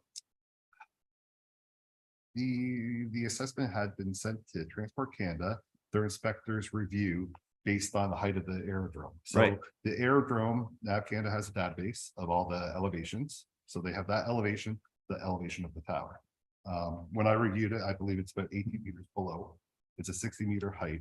So we're below that 45-meter outer identification surface. So it does not require lighting. And I'm not sure how the proposed tower actually does not comply with TP 312. It's not within the departure or arrival, and it's below what would be an outer limit surface, the outer surface. But the aerodrome's not registered for that type of airplane, so it doesn't apply. It would only fall under the OIS, not OLS. I think you're talking about IFR, but anyway. Perhaps. I don't have an aeronautical background. I've just looked at these, and what I can kind of rely on is that we have, or Rogers has submitted it to Transport Canada. Transport Canada inspector hasn't reviewed it based on the elevations, the tower height, and determined that lighting is not required, because my understanding is that the top of tower would be below the outer identification surface. Well, anyway, the ICAO standard states it's above ground level regardless of where the tower is, whether it's close to an airport or not. So this tower will be lit per the ICAO regulations, regardless of where it goes. It goes by the aerodrome. It goes by above ground AGL. So Let's keep moving on because this will be determined by the higher powers anyway. So okay. let them answer it. Anyway, so it poses a risk to safety, poses a risk to operations at all 4 of the aerodromes in the area. So it creates a big problem. And I would suggest that we really need to look carefully at this and also get our facts straight, because the ICAO is quite clear on the 45 meters. So no impacts to operations on my airport. It's in the traffic pattern. That's a big impact to operations. Rogers has never communicated with me, by the way, about this, even though I'm federally registered in the Canada Flight Supplement. So a little bit more, I think communication there would be great. I won't belabor too much about the lack of justification, but I have to say I wasn't terribly impressed with the enhanced service that those graphics showed. I'd also say that, when we were here talking about the bell tower, we were talking about a lack of service entirely in areas like Dunedin and so on. This is strictly just to enhance service. And I do agree with the comments earlier that co-location, and I'm not sure that 18 meters is the maximum height, since I live next to the bell tower. But I think you can get some pretty good reach with those. And I'd like to see more data from Rogers in terms of, and a response from Bell about what those antennas could be, what height they could be located on that tower. There is a lot of new technology out there. So I think we can satisfy ourselves that things are definitely getting better. I would like to understand more why Rogers feels this tower is necessary, especially with the impacts to safety and the viewscapes and so forth in Clearview. Finally, on that note, I would just say that, we're all here in Clearview because it's called Clearview. It's got great viewscapes, and we've been in this chamber before talking about wind turbines and other things. And we're here because we love the natural environment. And I think it's really important for us to protect that, because that's what brings residents and tourists here alike. And so with those comments, I'd just like to say, I think, I don't think that Rogers should put this tower up, especially due to the safety factor. Anyway, I really appreciate everyone listening to me tonight, and I look forward to the next steps. And I'm happy to take any questions, but again, I recommend that Rogers does his homework and figure out what the standards in aviation actually are. Good. Thanks very much, Mr. Younger. Is there anybody who wishes to ask Mr. Younger any questions? No, I don't see any. You're excused. Thank you. Is there anybody else who wishes to add comments to what's been presented already? Come up to the podium, please.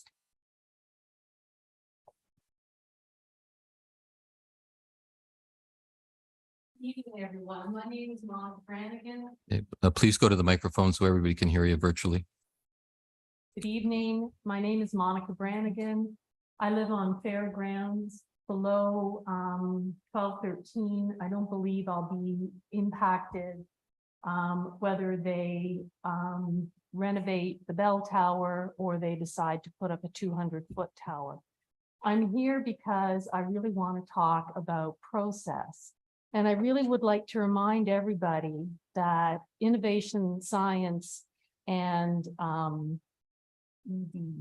economic development actually recognizes that you have to balance local environments with cell delivery. And they actually talk about taking into account the local amenities and characteristics. And I do not believe that this has been done here. I would point out that Clearview Township has a plan for tourism that includes a project called Clearview, where they're going to designate 10 vistas of important significance. And I would argue that Fairgrounds is going to be one of those. If you Google Fairgrounds Road South, you will pop up a number of tourist sites that suggest if you want a scenic cycle, motorcycle, or drive, that's the place to go. The Ganaraska Trail comes 1.6 kilometers close to it, and there's a snowmobile trail that's just going to go right by. So I really think that this is a special location. It shouldn't be treated as another location. As you come up from the city on Airport Road and you come into Clearview, you see a beautiful vista. We already get to see a monopine. I really don't think that having a 200-foot tower is going to improve the view. And we haven't been given alternative locations. Just because we're told this is the search area, because it works for the already existing Rogers Towers, does not mean that is the only search location. What happened if that happened to be a wetland? What happens if that happened to be a mountain peak? There have to be ways of getting around it. And so I really would like to see Rogers recognize that 10 Hill is an important resource to this whole community, and they need to give us some better alternatives. Thank you. Thank you very much. Just wait 1 second. Is there anybody who wishes to question Mrs. Brannigan on what she just presented? No? Good. You're free to go. Thank you. Anybody else who wishes to make presentation this evening? This is a first call. Anybody else wishing to make a presentation? Second call. And I'll ask a third time. Anybody else wishes to make a presentation? Seeing none, I'm going to be opening the floor up to council. I'll start at the far end, or Mr. Councillor. Yes. Councillor Balin, if you wish to. Thank you, Your Deputy Worship. I just have a question to Rogers about your presentation. I forget which page it is now. You listed the Roman Catholic cemetery as being 500 meters from there. As far as I knew, the cemetery was on Highway 91. So it's kind of a mistake there. What is it, that property that you were trying to label on there? I think I forget which page it was. Your site plan or whatever? Yeah, through the chair to the councilor, I believe it may have been just something that's on Google Maps. It is a Or is it second, it's the automatically? old St. Patrick's Cemetery, just so you know. So there is one there as Yes, well? there is. That's correct. I didn't And know is that. the then. correct Okay. name of it. I thought maybe that was just a mislabel and there was something else there. So it still is the old It is. cemetery It's there? not used anymore, but it's still there. Okay, thank you. Any other questions, Councillor Balin? Councillor Walker? Councillor? No? Councillor MacArthur? I'd just like to comment that a lot of good information. I'm glad everybody's come out and this will definitely be a tough decision. But like we say, we'll get all the answers before this process is done, I'm sure. Thank you. Mr. Mayor, before I get the last word, you can That's speak right. now. That's how it works this time. Thank you very much, Mr. Chair.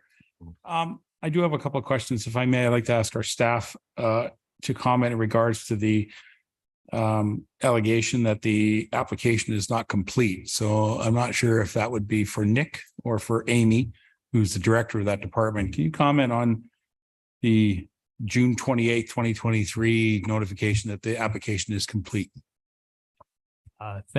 Thank you, Worship. Yeah, so as a part of the application, in addition to the application form and the submission material provided, as a part of any application received, municipal staff does review applications come in to ensure that the information that we require has been provided in there. As a part of the review process, as indicated by a few of the commenters, there are several items that have not been ticked off in the application form. Typically, when there's errors of omission or points of clarification required, staff will follow up with the applicant to confirm, to find answers to that information. We have done that in this circumstance. And similarly, some of the questions upon kind of initial review of it, with respect to, I think the one was, has there ever been industrial commercial use, including storage of gasoline and other fuels on the adjacent subject property? Has there ever been subject lands or any lands in 500 meters been used for storage disposal of hazardous waste materials? So typically when staff review those type of comments, it would be related more to an industrial type property or commercial property in the municipality. These lands have been historically used for agricultural use as well as designated zone for that purpose. So those type of uses would not be permitted under the zoning bylaw. So unless there was a specific reason why that was notified there for a certain special circumstance, staff would not generally have a major concern with that type of use on the property because it's simply not permitted on site. It's similar to a comment of having an apple orchard or an orchard on subject lands. This would, it is a requirement to address, but it typically wouldn't be applicable to things such as a commercial site, for example, because those lands would not support that type of use on them. So yes, I'd say that the application does have an item or two that wasn't checked off, but municipal staff have followed up and reviewed it with the applicants to ensure that that information has been provided. All right. I appreciate that answer. I'd like to ask another question. In regards to the whole concept of given notice, confusion over 20, 25 or 30 days as a period can you give us an outline as to how this ended up as August the 10th coming till this date? Yes, thank you, Your Worship. So in terms of it does require a 30-day commenting period for written comments. So that does start at the issuance of the notice, which was on August 10th. That was obviously done through mailing as well as through the posting on the local newspapers, as well as posting on our website. I have reviewed in terms of the notification package that was submitted with the notice. It does, I believe, submit September 4th or 5th on there. I believe when the applicant submitted it, they were mixed up the dates in terms of the time of the actual meeting date. Whereas our notice that was front and center on top of it does state the September 10th deadline. And we will obviously adhere to that moving forward. Okay, so that means that any other comments can be submitted up until that date. Absolutely. Yes. Okay. All right. So those are my last comments. I do have a couple of questions. I do have a couple of comments. My first comment, which should honestly be of no surprise to any members of the public, that members of council learned of this application on August the 10th. The application comes into our offices and the staff receive it, and the staff are obligated to provide confidentiality for persons that make application for any purposes here. And so members of this council do not hear about it until it becomes a public document, as in the notification that appeared in the newspaper. That's when council first heard about it. So if you think that we know something more than you do, we do not. Okay. And the other thing I just want to state too, it's been noted many, many times, and it's also noted in Nick's report, this one here, that the entire process of creating a telecommunications tower in our township falls to the responsibility of IESD, Industry Science Economic Development, formerly known as Industry Canada. They do make the final decision. We are acting as a venue for them to have a public meeting. When you make an application, we use the processes of our Planning Act procedures, such that even at the beginning of this meeting, when I pass the chair over to the deputy mayor, these procedures are part of how we have reacted to how the public would like to hear about these things. So it's really a difficult situation to put members of council in a quasi judicial role where we're asked to make decisions and make decisions that impact something, where in this case, our decision doesn't matter because it all goes to Industry Canada. And so just so you know, it's a little difficult for members of council. And from that conversation I've had with our clerk, I've had with our planning staff, I've had with our CAO, I will be asking in the future, Mr. Chair, to have a review of how telecommunications applications come forward to the Township of Clearview in the future, so that there's a better clarity on how the responsibility lies with the applicant to actually, frankly, do the work. Okay, thank you. That's my commentary. And thank you very much, Worship. It really helps us as it was explained. This is an information evening for us, and we appreciate the comments being made. Seeing that, I do have a few questions. First of all, my questions, Mr. Lewis, will Bell be asked to cohabitate with yourselves on this tower? or anybody else tell us, for example, will they be asked or invited to participate?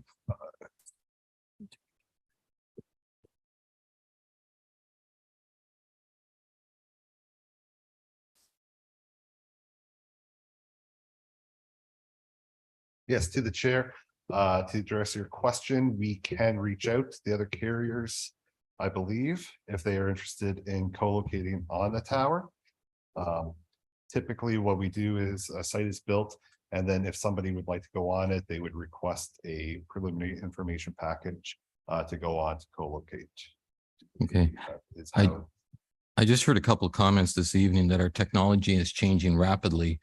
And I sort of start to question, are some of our other towers going to be obsolete in the future? And if that were to happen, I just want to make sure that we, in this consideration is being made for sharing stuff in the future. So anyways, thank you for that comment. A question to Mr. Younger. What is the average flight height of a plane? I'm green on this stuff. Yes, I love to fly, but I'd like to know what, especially a private plane, what would you be flying at?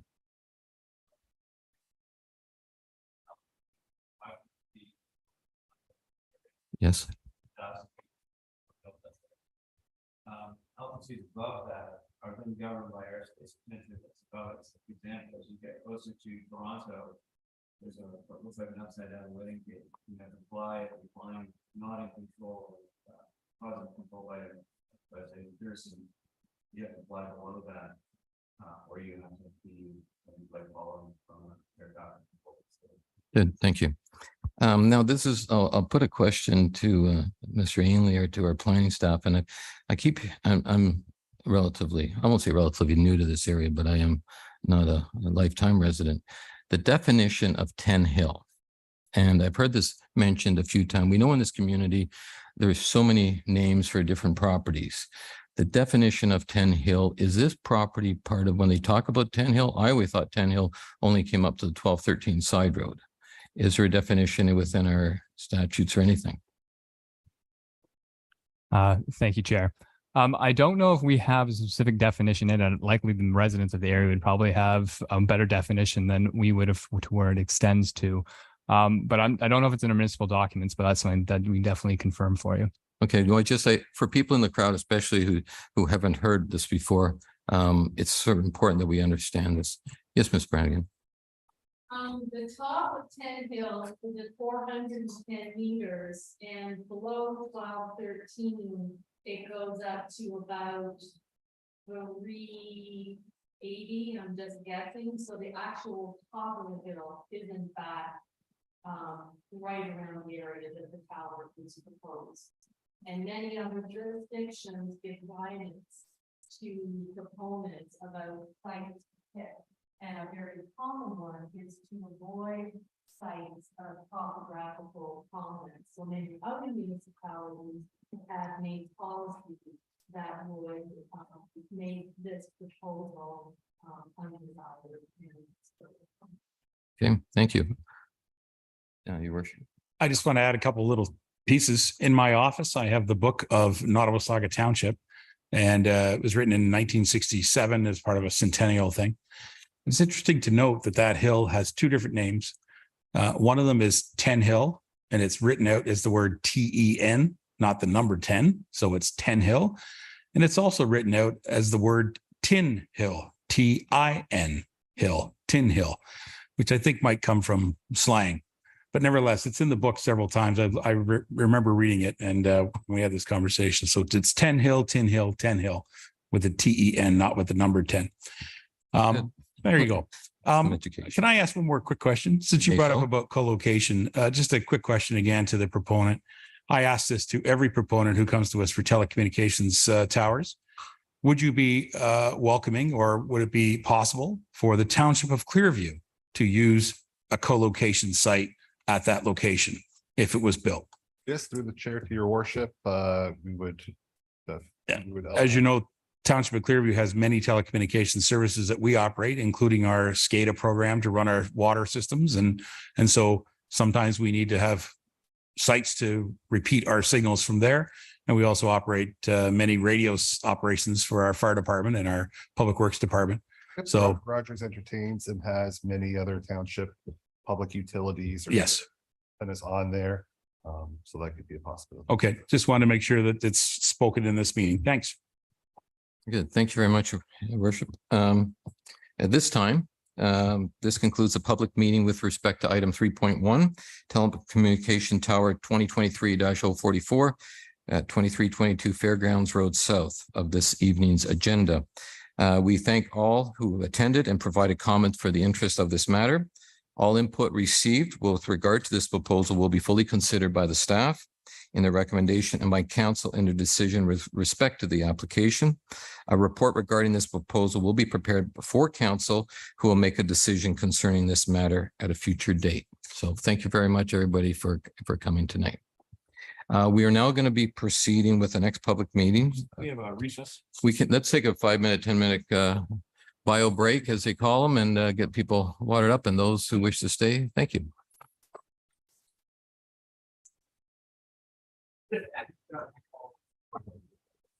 Pardon me? Now, this is going to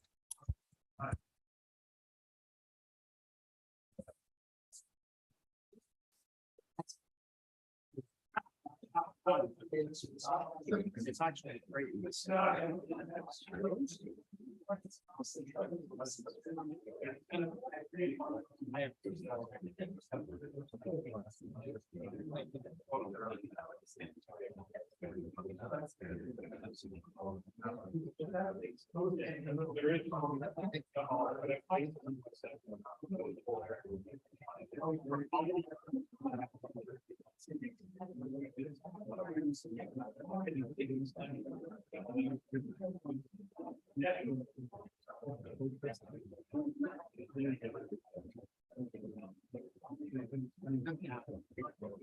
Yeah, show me the data.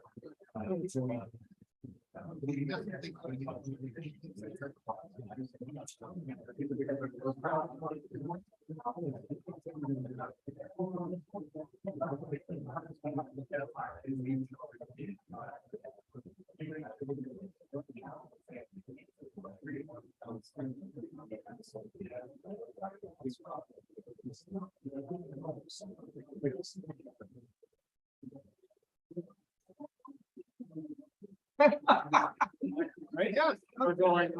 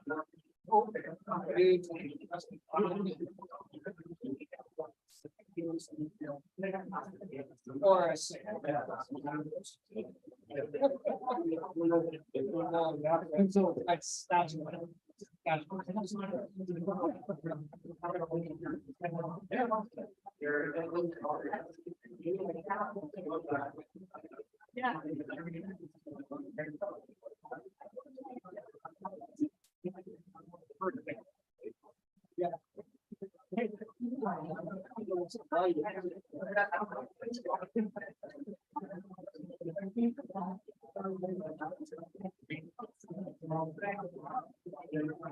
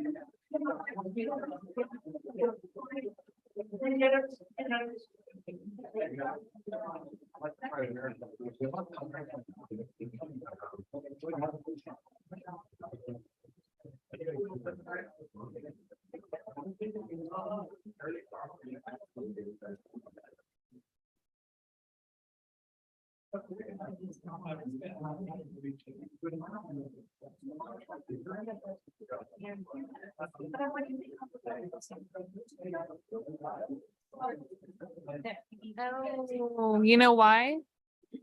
John, for his thing and. Yeah.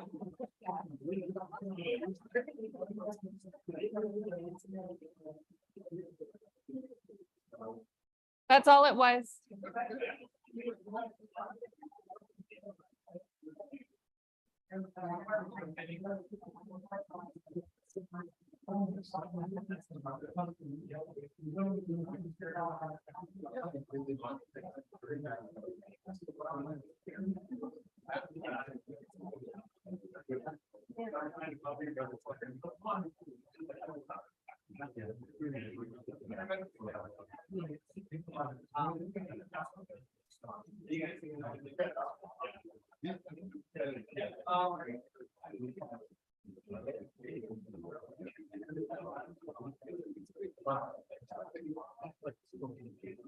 I'm surprised.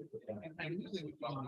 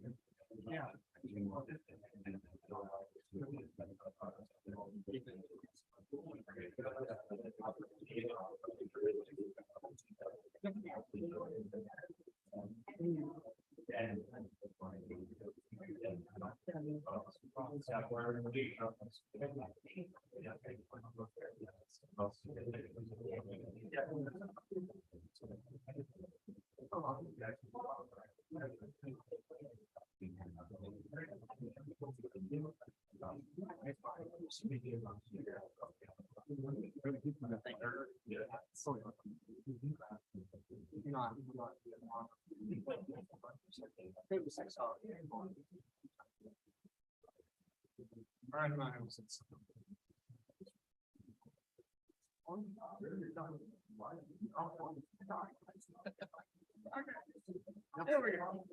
Move it.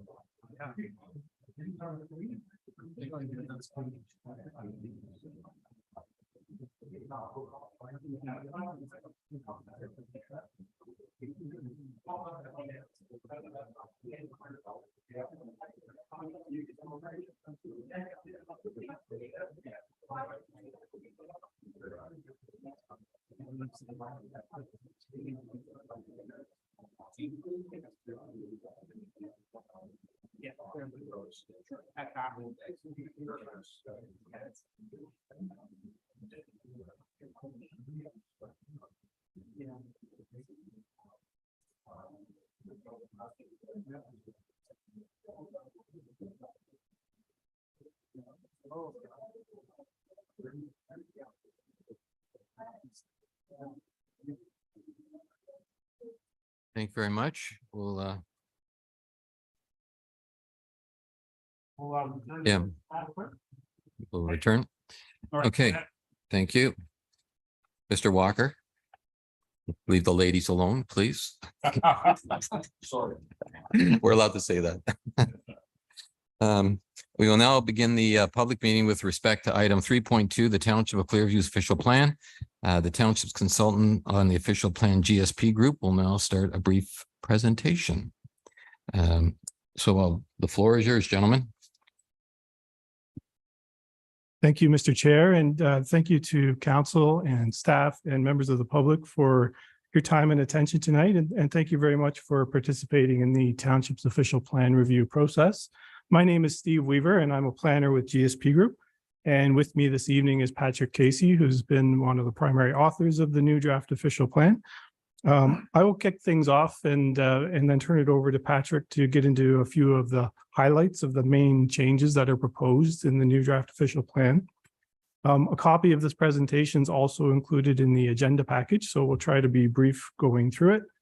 I just wanted to emphasize that there's no recommendations this evening. We're here to provide information about the new official plan and some of the key directions that it provides, but more importantly, to receive feedback from council and the public that we can reflect on and consider in terms of both response and revision. We will cover off some of the next steps from tonight as well in terms of moving forward from tonight's public meeting. We'll do our best to try and answer some questions tonight for those who have questions, but we may not have all the answers, and we'll commit to taking those comments and questions back and providing a response as soon as possible in follow-up. Next slide. So for the presentation itself, I'll talk a little bit about the overall purpose and function of an official plan, the process in creating one, the context that we're working within.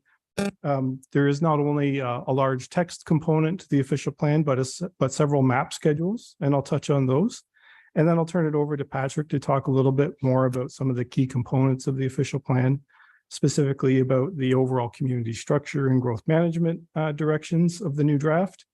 Some of the other policy highlights, and we've tried to emphasize things that have been specifically noted as important to residents or stakeholders in Clearview Township, including related to additional residential units, on-farm diversified uses, farm consolidations, and artisanal industrial uses.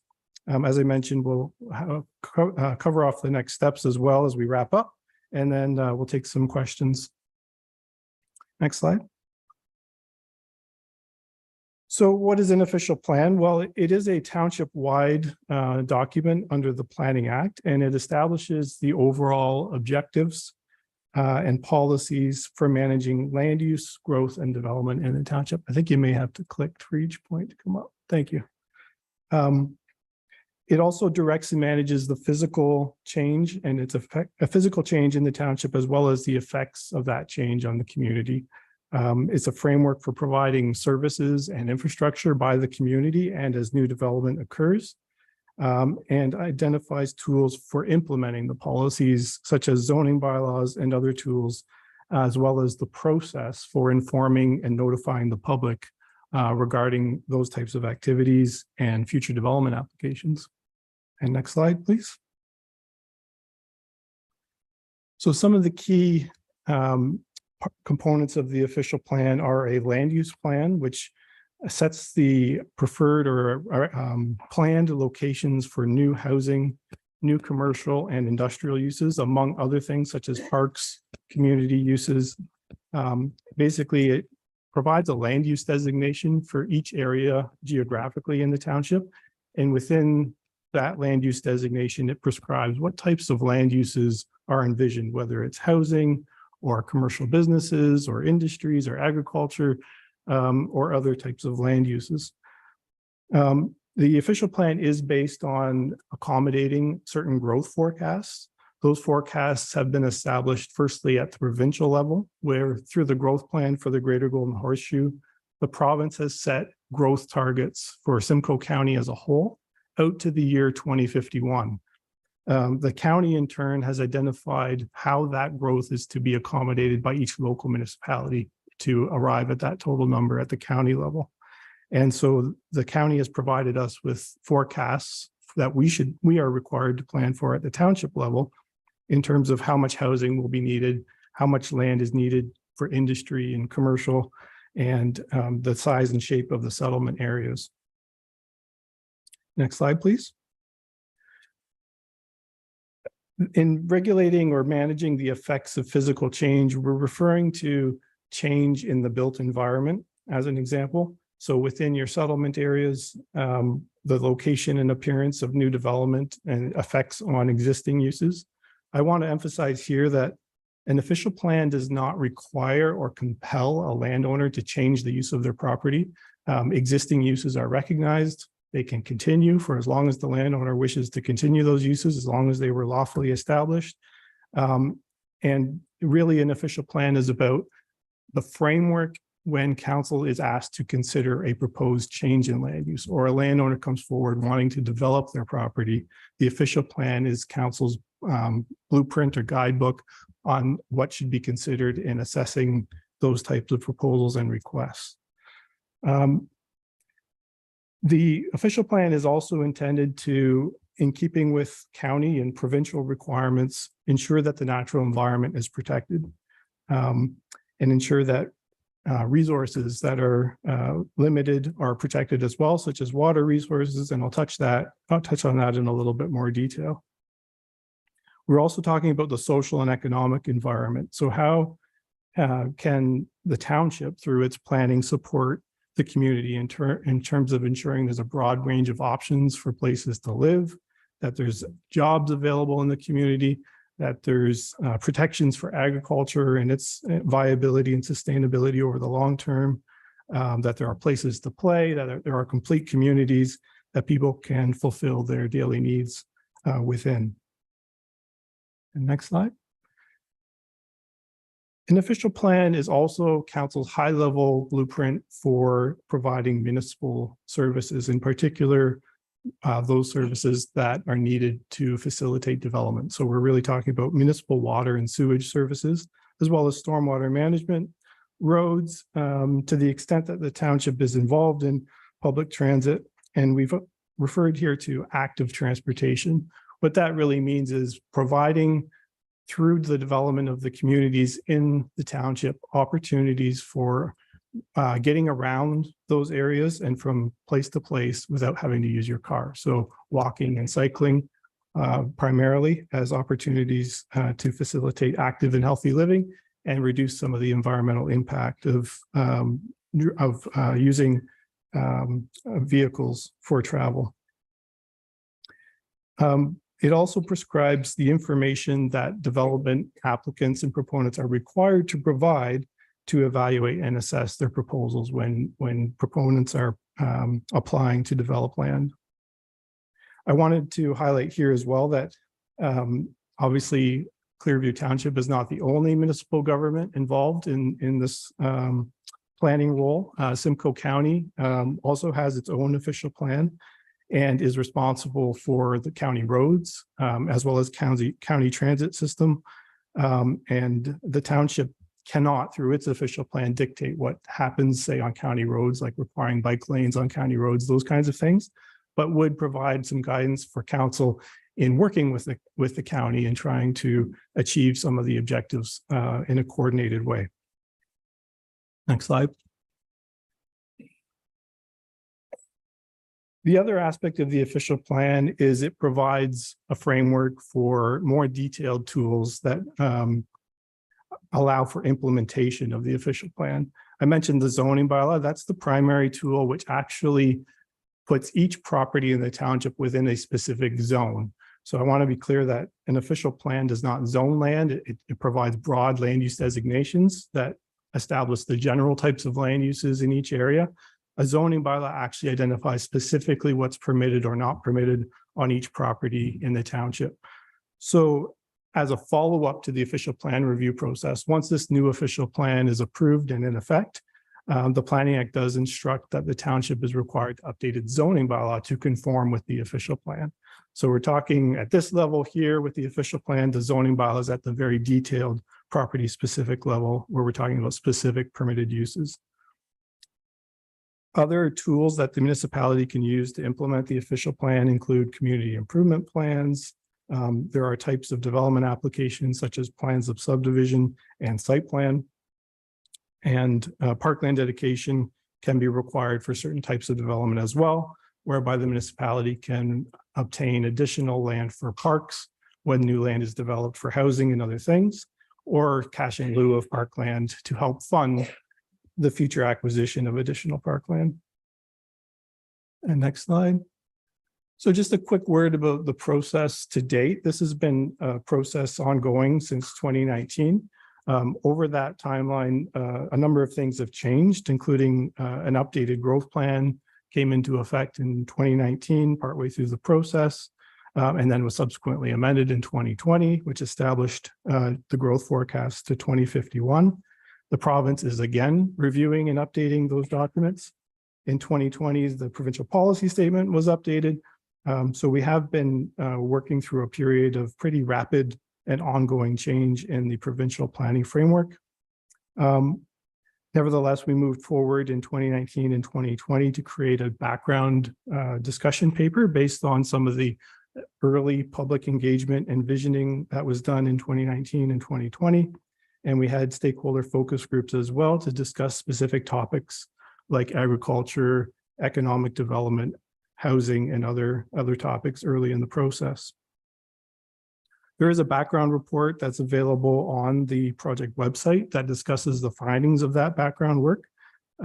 Since then, we've worked on preparing the draft official plan, which is now before you tonight.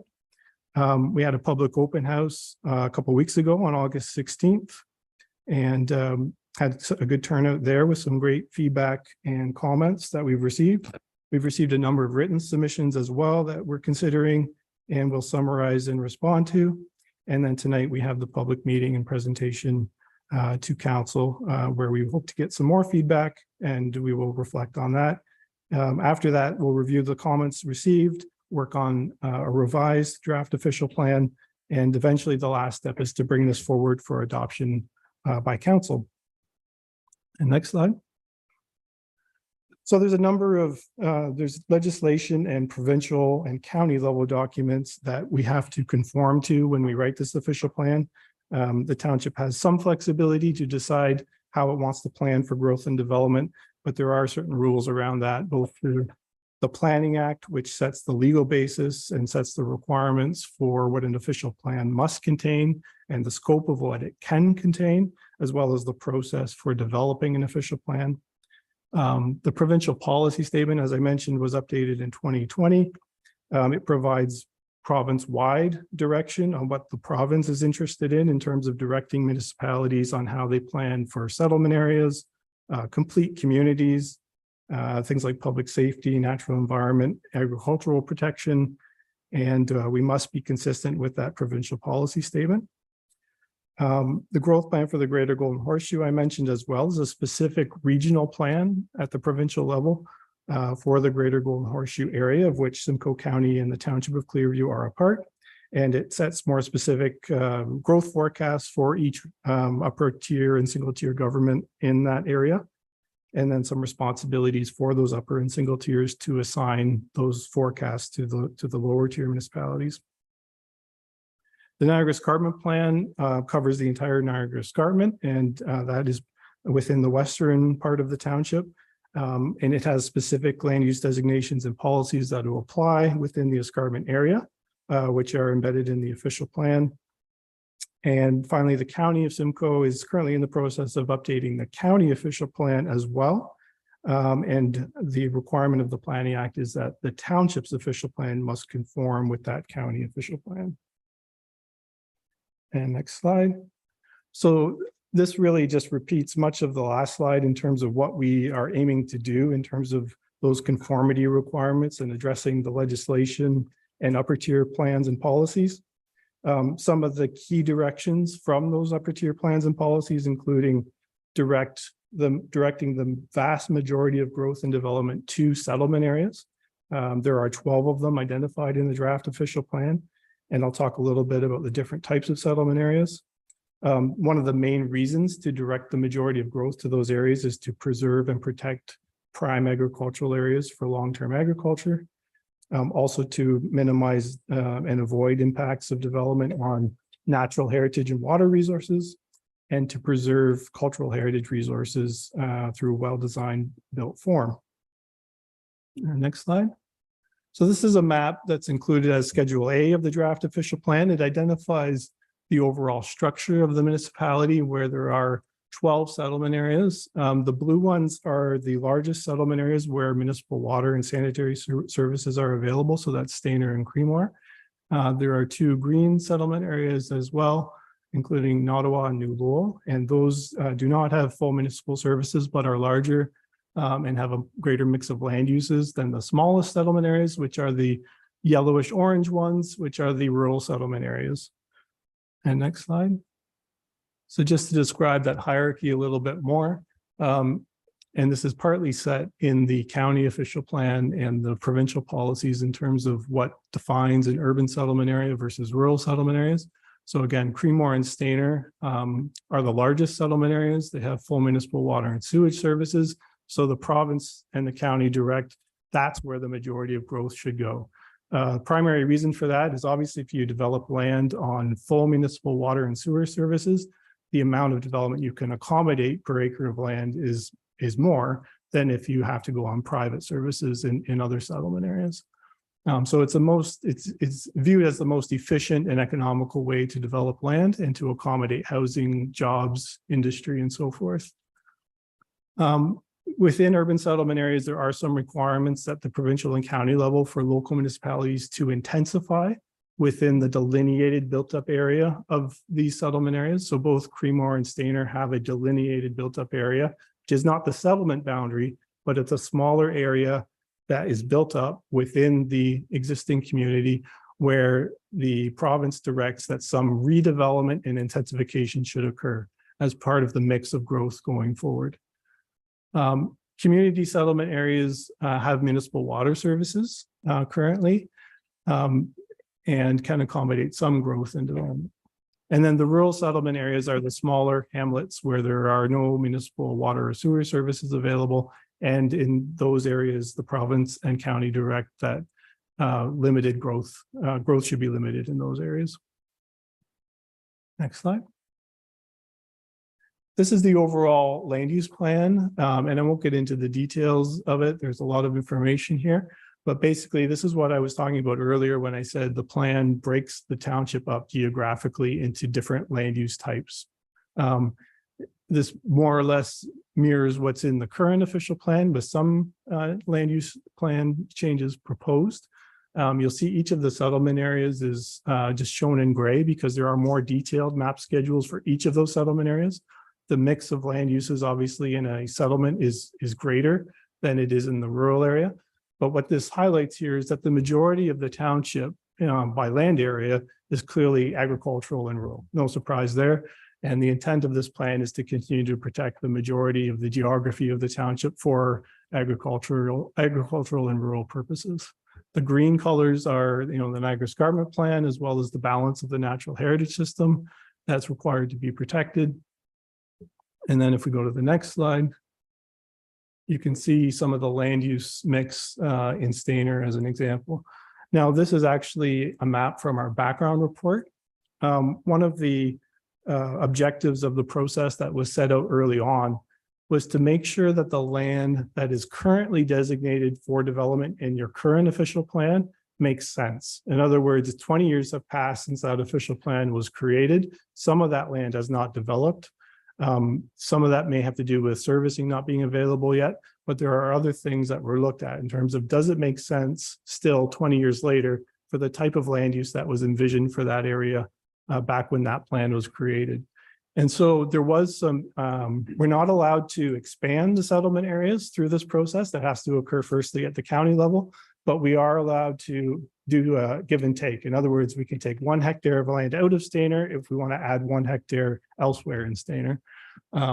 So We went through a detailed exercise looking at the mapping and reviewing this with township staff and came up with some recommended adjustments to the settlement area boundaries for Stainer and Creemore and some of the other smaller settlement areas. And those are detailed in the background report. I won't go through them all. We are getting feedback on that. There have been some concerns raised with some of those proposed changes. By no means are they final. We'll go back and reflect on those comments and revisit what we came up with in the background report, and then come back with a final recommendation on those changes. And next slide. This just shows the land use plan that's included in the draft official plan for Stainer specifically. So this is the result of the background report map that I just showed. And again, as I say, this is not final, it's still draft. So we're going to reflect on comments received to date, as well as anything further that we get to determine the final shape of the settlement boundary that we would recommend. And next slide. Same thing for Creemore. So this is the background report. Number of properties were identified as perhaps not being as suitable for development as they might have thought to be back in 2001, 2002, when the current OP was written. And upon reflection of current development trends and needs, some adjustments were proposed, of course, for input and feedback. And on the next slide, the resultant land use plan for Creemore and the draft official plan is shown here. And next slide. One of the key mapping elements of the new official plan is we are required to implement the county Greenland system mapping. So again, we have to conform with the county official plan through this process. That mapping's already been established through the county official plan. And so we're just simply implementing the county official plan natural heritage system mapping that's been provided by the county as part of this process. And next slide. Similarly with water resources, there are a number of different sources of information for this, including the source protection plan, which was created in 2015. These aren't necessarily areas where no land use or development can occur. This is areas where there are some sensitive water resources, wellhead protection areas, highly vulnerable aquifers, or significant groundwater recharge areas where special policies apply to make sure that those resources are protected if there are land use changes or development that could impact those resources. And next slide. So at this point, I'll turn it over to Patrick, and he'll talk a little bit about the key components of the OP.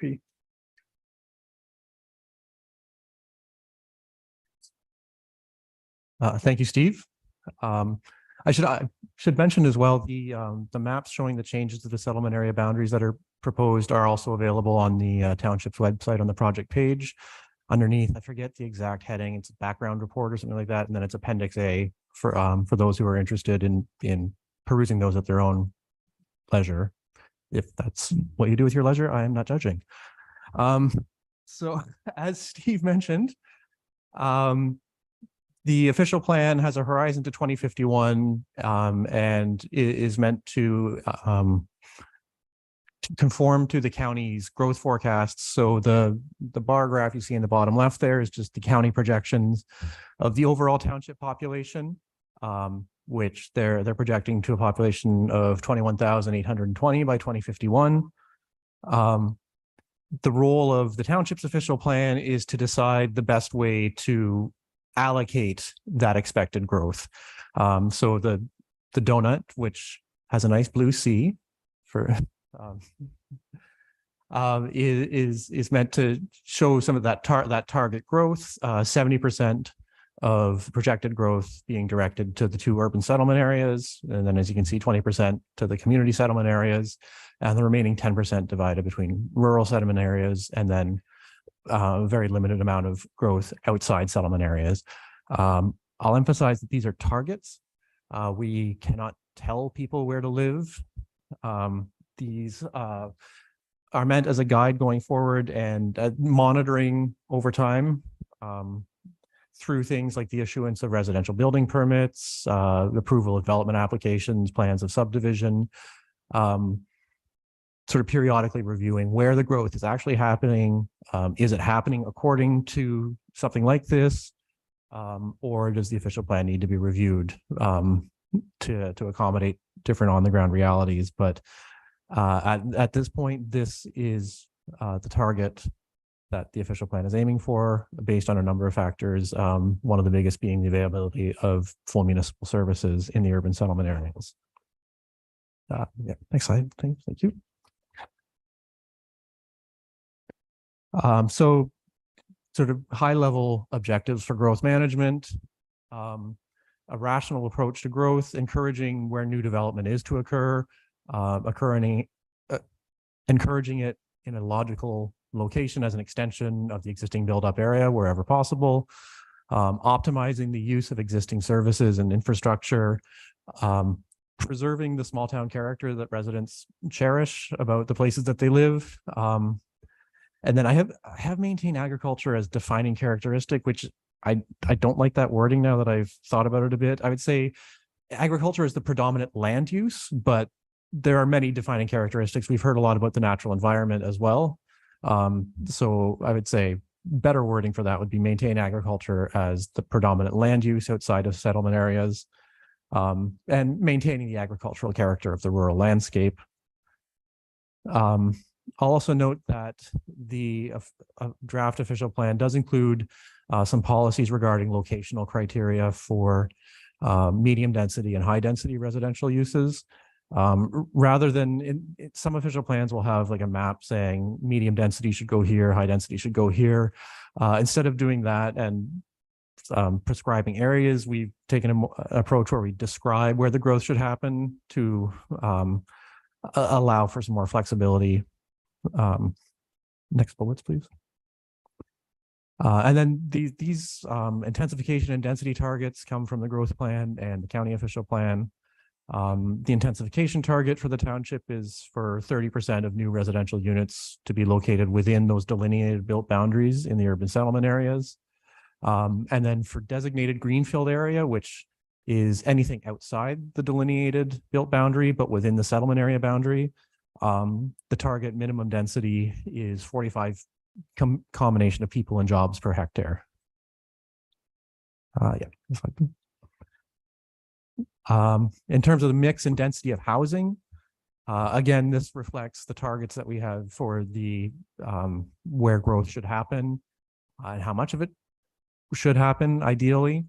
You'll see that urban settlement areas are the only ones where high density residential development, meaning between 24 and 30 units per hectare, is expected to occur. And high density as a built form generally means sort of multi-unit residential buildings that have 3 or more stories. So not expecting a large volume of that scale of development, but if where it does happen, it should be taking place on full municipal services in urban settlement areas. Medium density, some taking place in urban settlement areas. Some of this might be appropriate for community settlement areas. In terms of built form, we're talking about more townhouse, row house type dwellings at a density of between 16 and 24 units per hectare. And then low density dwelling types, single detached, semi-detached, duplex, as well as street fronting townhouses mixed in with these other types. Generally in a range of 10 to 16 units per hectare makes up the balance of that development. We mentioned built forms and dwelling types here as sort of a guideline of what generally these will look like, but the main determining factor is the number of units per hectare. So if you have, say, a number of dwellings on relatively small lots that ends up with a large number of units per hectare, then that it's more in sort of the high density range, even if they might not conform to the built forms that are described. Next slide, please. So one of the recent changes to the Planning Act has to do with the creation of additional residential units within existing dwellings. This was introduced by Bill 23 as a way to encourage increases to the supply of housing and to encourage the provision of more affordable units. So this is one of the things where the Planning Act says something has to be permitted. Using a definition of what the Planning Act refers to as a parcel of urban residential land, which basically means it's within a settlement area. The zoning bylaw permits at least one residential use, and most importantly for our purposes is served by municipal water services and municipal sewage services. So the Planning Act says that nothing in an official plan can prohibit up to 3 units on a single parcel of urban residential land. So accordingly, next slide, please. This official plan permits up to 3 units on a parcel of urban residential land. Shall be permitted because that's what the Planning Act says. However, there are also policies that come into play where it is not a parcel of urban residential land, meaning that there are not full municipal services available. Again, this is to encourage some growth to happen in appropriate places, balancing practical concerns about things like servicing with the need to address the needs of the community and to provide more housing. So in community settlement areas, right now, the draft official plan, and I emphasize the word draft, permits up to 2 units on a residential parcel, and the second unit can be in a detached building. And then within rural settlement areas, a second unit within the same building as the main dwelling. So like I said, these are draft policies, but it seemed like a sort of a logical progression from urban to community to rural. Next slide, please. Thank you. So we're getting into some of the other policy highlights here. We've chosen what to talk about and what to point out here based on what we heard at the public open house a couple weeks ago, as well as at the council visioning session that was held at the end of June. Sort of getting a sense of what's important to the community and to its elected representatives. So one thing that this official plan introduces is more policies regarding what are referred to as on-farm diversified uses. These are essentially secondary uses of agricultural properties. The purpose is to support agriculture by allowing farm owners and operators to have an additional source of income in addition to farming. So these are discussed most fulsomely in section 3.3. I think it's, yeah, it's in there. I promise. The idea is to permit some appropriate on-farm diversified uses as of right. Again, this is to be implemented through the zoning bylaw, but home occupations, bed and breakfast establishments, other forms of agritourism, value retaining facilities refers to facilities that retain the value of agricultural products. So storage, grain drying, or is that value added? There's a definition in the official plan as well. There are other on-farm diversified uses that may be permitted by what's called a minor bylaw. And I'll get to that in a few slides because that's also a relatively new tool for municipalities in implementing their official plans. So this is where things like value-added agricultural products, microbreweries, a veterinary clinic, machine repair shop would be appropriate as on-farm diversified uses. And then the official plan in its draft form, which is still draft, it permits certain other uses by sort of a full amendment of the zoning bylaw. Next slide, please. So one thing to emphasize is that on-farm diversified uses are meant to be secondary uses to the primary agricultural use. So the official plan sets out a vision where certain uses are not permitted as OFDUs. Generally, as you can see here, those are all things that wouldn't usually be secondary uses of a property in the first place. Large scale commercial, industrial, recreational uses, or that generate significant traffic, have significant needs in terms of water and sewage services. Those don't really conform to the intent of permitting these secondary uses of agricultural properties, which are meant to be limited in area and meant to be clearly secondary to the primary agricultural use of the property.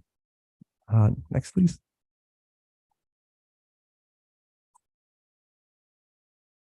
So I mentioned the zoning bylaw, which is the implementation tool for everything we're talking about. Well, the primary implementation tool. It's the zoning bylaw that will establish things like standards for lot coverage. And I believe the Ministry of Agriculture recommends, I think 2% is generally the lot coverage for an on-farm or more than one on-farm diversified use, as well as other things like gross floor area. There are also provisions to encourage the use of existing buildings and structures for these uses as sort of a more sustainable practice. And then subject to those zoning provisions, more than one secondary use may be permitted as long as it stays within the parameters established by that zoning bylaw.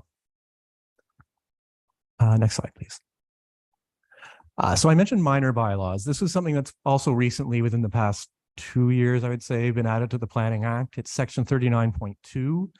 And it authorizes council to delegate its authority to pass bylaws under section 34, so zoning bylaws or zoning bylaw amendments that are of a minor nature, that's from the Planning Act, to either a committee of council or to an individual. And council may make that delegation of authority subject to conditions and may withdraw that delegation at any time. The official plan, according to the Planning Act, must specify what types of bylaws are considered minor bylaws that fall under this delegated authority or that may fall under it.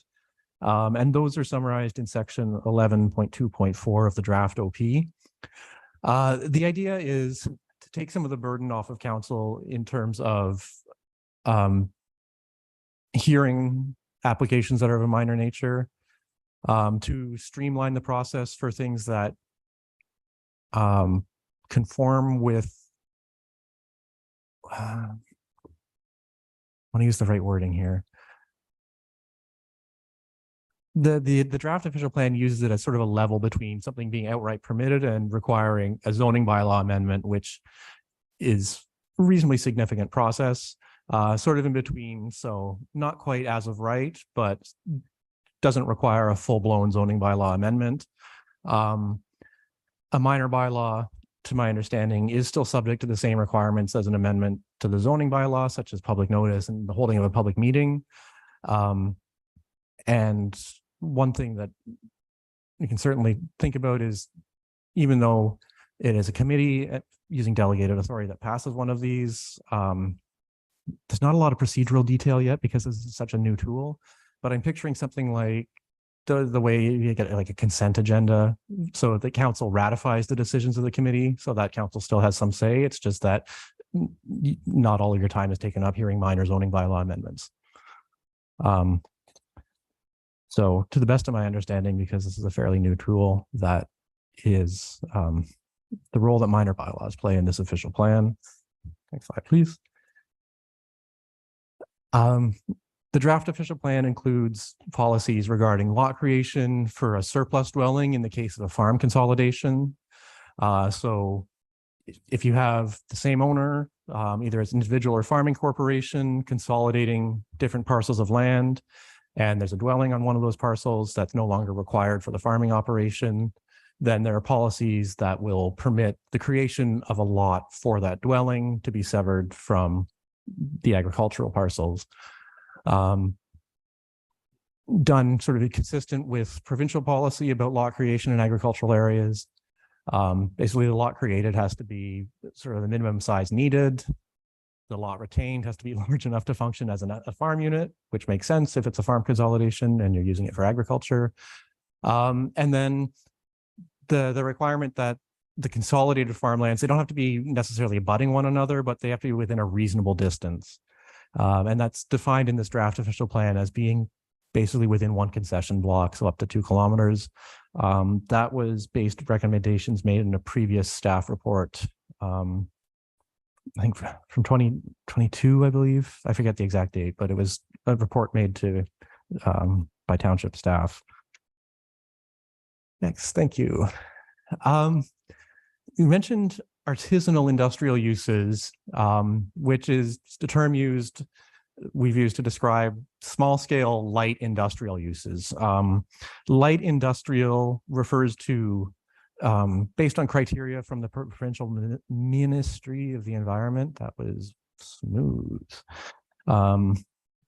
You can actually find a table in section 4.5 of the draft official plan, but light industrial means operations take place within fully enclosed buildings. There's no outdoor storage, sort of normal daytime operation hours. not a large amount of traffic or heavy traffic going in and out. So light uses that would be compatible with, say, other commercial uses in the same area. So you can see the whole list there. I don't need to read through the whole thing. The idea is to encourage accessory retail. So somebody producing something on site and then selling it through a shop, through a studio. Section 10 of the official plan has some policies that permit this in certain commercial areas, mostly in the central parts of Creemore and Stainer. Again, it's a draft official plan, so we can talk about whether that's the right location. I think makes sense, but I'm biased because and then also provisions allowing the zoning bylaw to identify zones where certain artisanal uses may be permitted as of right. And again, limited in scale, not generating nuisance factors for adjacent properties and taking place in fully self-contained facilities. Based on what we've heard tonight, I feel I should say something about antenna towers. There is a section in the draft official plan, section 7.7, which is the policies there are mostly been drafted with reference to ISED's, I forget the radio communications technical, and broadcast services, client procedures circulation or something like that. Telecommunications are federally regulated, so municipal planners aren't generally as familiar with federal regulations because municipalities are a provincial matter. Tried to keep that section within what the federal guidelines say local land use authorities may have a say over. Large focus is on public consultation. There are general locational criteria, mostly to be in line with the provincial policy statement. So should be rural because we don't, if possible, we don't want it in prime agricultural and we don't want it in the natural heritage system. Again, we invite feedback from the community if they think there are other locational criteria that would be appropriate. Again, we have to balance what an official plan at the municipal level is allowed to do, is authorized to do, balancing what can be regulated with being overly restrictive, and sort of what's in the interest of the community, because on the one hand, we want to preserve these landscapes and make sure that things go in the right places. On the other hand, we all more and more are relying more and more on cell service. So there's sort of a balancing act to be done there. So the draft policies on this are heavily focused on providing information on applications, on public consultation, within the purview of what Innovation Science and Economic Development Canada says local land use authorities can do. All right, next slide, please. So what's next? Well, the whole purpose of this is to listen, to hear what members of council have to say, to hear what members of the public have to say about the proposed draft official plan. What's good about it? I'd love to hear that. But what maybe needs to be revisited, what needs to be tweaked. We will take the written comments received as well as the comments that we hear tonight. We'll review those, we'll respond to them, determine the extent of any revisions that need to be made to the draft official plan. And we don't have a timeline exactly for that yet because we need to understand the breadth of the comments that we hear, which will determine the extent of the revisions. Once we have a finalized draft official plan that has been revised based on what we've heard from the community. If it's a substantively different plan, then there'd be another public meeting. If we feel that it's very similar to what's presented with some corrections and tweaks, then it would be presented to council for adoption. Again, if it's a substantively different plan, then there would be another public meeting. But those would be our next steps. And then the plan for adoption would be presented with a staff recommendation report that, among other things, explains how everything we heard through the public process has been taken into consideration. So, thank you very much. At this point, we'll turn it back to the chair for the public meeting portion. Thank you. Thank you very much, Steve. But I'd like to interrupt you there, Mr. Chair, if I may. you may. I'd like to return the chair back to me as the mayor for a moment. Ken, I'll pass the chair back to you. Thank you very much. Appreciate you very much. Council, we're back in regular council session. At this time, I have the unfortunate motion to pass or ask for your resolution that this council extend our meeting time past 9:30 as is per our procedural bylaw. A mover and seconder, please. Ms. Deneen, I see her, and the deputy mayor. Any questions? All those in favor? They're not voting. Okay, that's fine. Consider it carried. The meeting will proceed past 9:30. Sorry. I'll return the chair back to you to continue your public meeting. Thank you, Your Worship. Okay, Steve, Pat, thanks very much for those comments. I know you had quite a presentation earlier today, so a lot of people in this room did have a chance to speak to you. However, does anybody in the audience wish to make a comment, ask a question, or address anybody in regards to what was presented so far?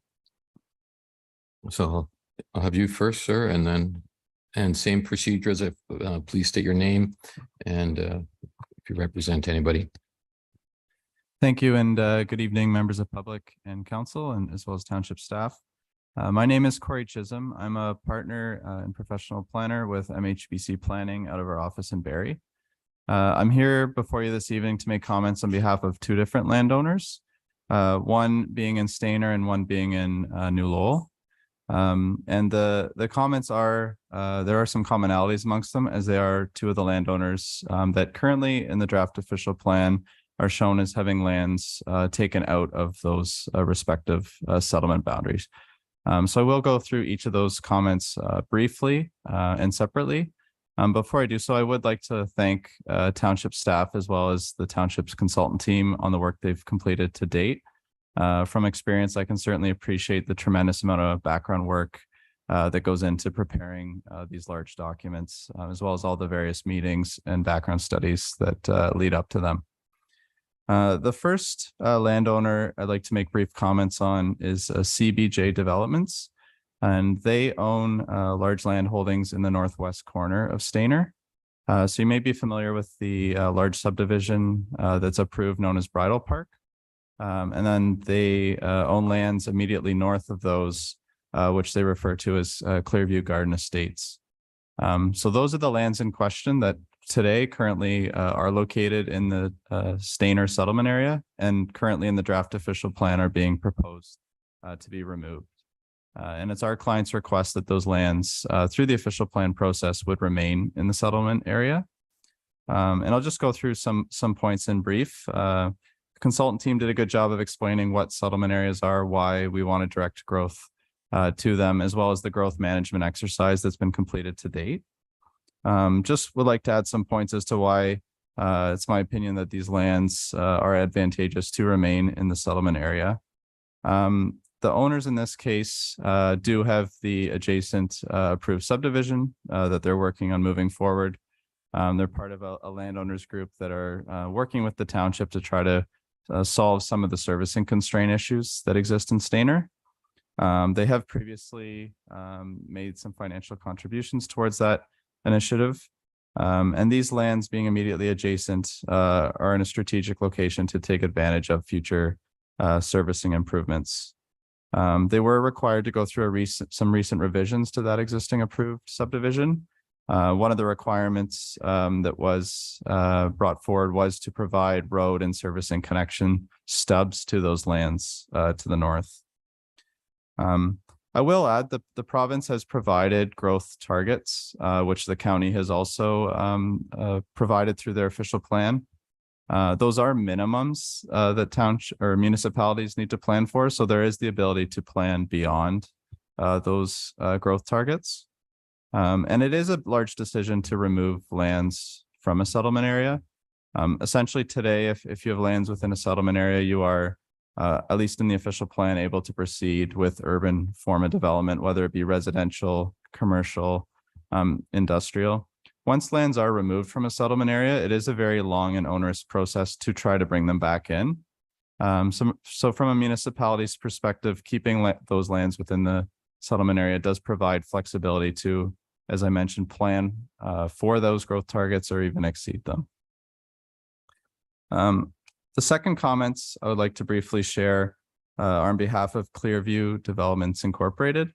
They own large land holdings on the east side of New Lowell, 6 large properties that are contiguous to one another.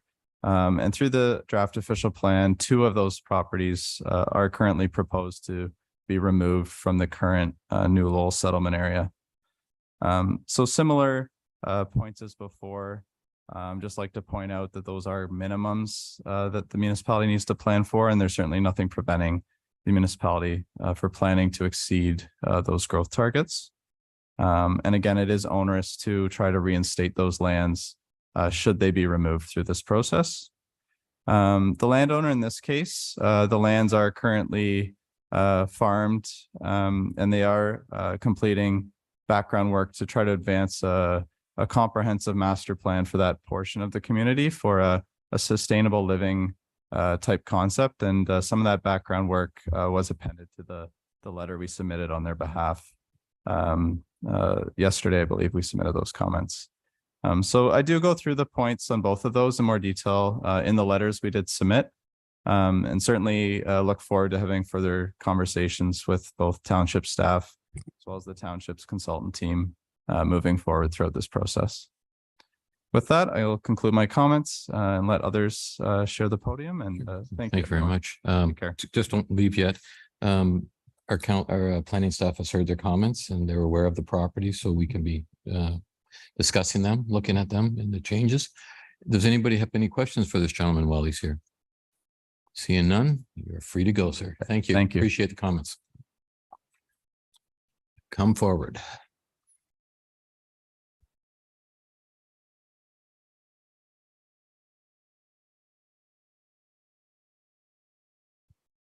Good evening, everyone, council, public people. I'm a little nervous. That's okay. Be calm. My name is John Janicek. I'm part owner of 270 Mowat Street North. And I just would like to comment on the proposed plan. Little history of what we have. Between my sister and I, we've been working a number of years with the council and former planner, Miss Mona, on how we can proceed with our property. We have 50 acres, and according to this proposed plan, we are surrounded on 3 boundaries with development. What we had to do is we had to, we have to fix boundary issues, encroachments, trespassing, frontage issues, hydro corridor problems, and we've pretty much gone through that. We've pretty much completed that. We've been working with the previous planner and with the lawyers and so forth. And I would like to state and hopefully proceed forward with amendments to your plan, to what your proposed plan is with our property. I understand the whole aspect of green space and existing uses and so forth, but also with this new development that's being proposed, our property, I believe, is being left out of what's possible. We have a lot of ideas, and we plan on getting them to you and to the council and to the planners to move forward with this. Again, I'm a little nervous here, but I just would like to keep the door open, keep the conversation going to move forward with this. I don't know if there's any issues, any comments that you may have what I'm speaking about. Thank you very much. Quick question to our planner. We are aware of this property. Thank you, Mr. Chair. Yes, we are. We've spoken to the owner and we are aware of the property. We can continue to have some conversations to get a sense of what he's looking for through the official plan review process and what's possible otherwise through a site-specific set of applications. Yeah, I was just looking at the in the land use draft plan B12, which was presented by our previous presentation. if it's the property, I believe it is, he is owned residential, is he not? Or is there a special, or is he into the industrial area? Mr. Chair, those lands are not in the industrial area. They are, I'm just pulling up the current zoning or designations rather. Presently, they are designated in the open space category and are not proposed to change at this time, subject to further conversations that we may have with the Okay, that's landlord. good. Thank you. You heard that? So conversation will continue. Okay, thank you. Thank you. Matt, that's a clarification. Is that 270 Moet? Okay, I just want to make sure I wrote it down correctly. Thank you. And anyway, I should say, any other questions for this gentleman? No, no, fine. Thank you. You're free to go.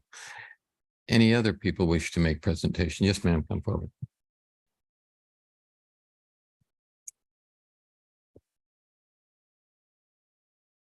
Hi, good evening. That one, yeah, that's better. Pull it towards you a bit. Hi, good evening. My name is Kaylee Robbins. I'm a senior planner at Weston Consulting, and I'm here on behalf of the owner, Peter Regina, who's here tonight as well.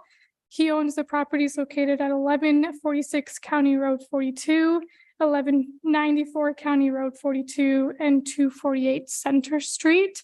So I have a comment on essentially all three parcels, which are adjoining in the settlement of Stainer currently.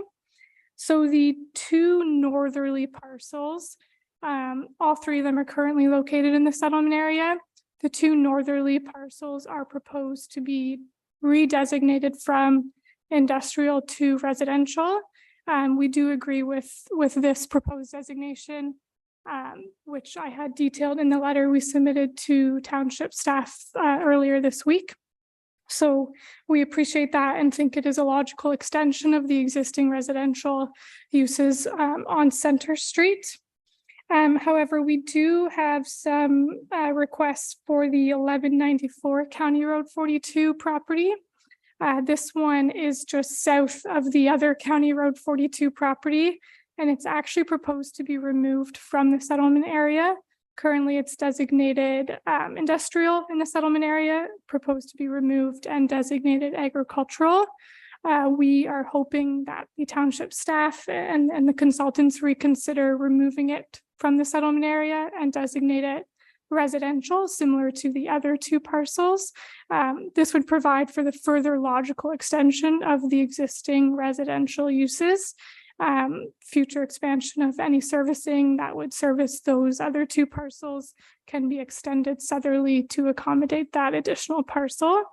I will also mention the parcel itself is only about 22 hectares, which based on some of the draft official plan policies is less than you would want for an agricultural parcel, which is essentially about 40 hectares or 35 hectares based on the presentation beforehand.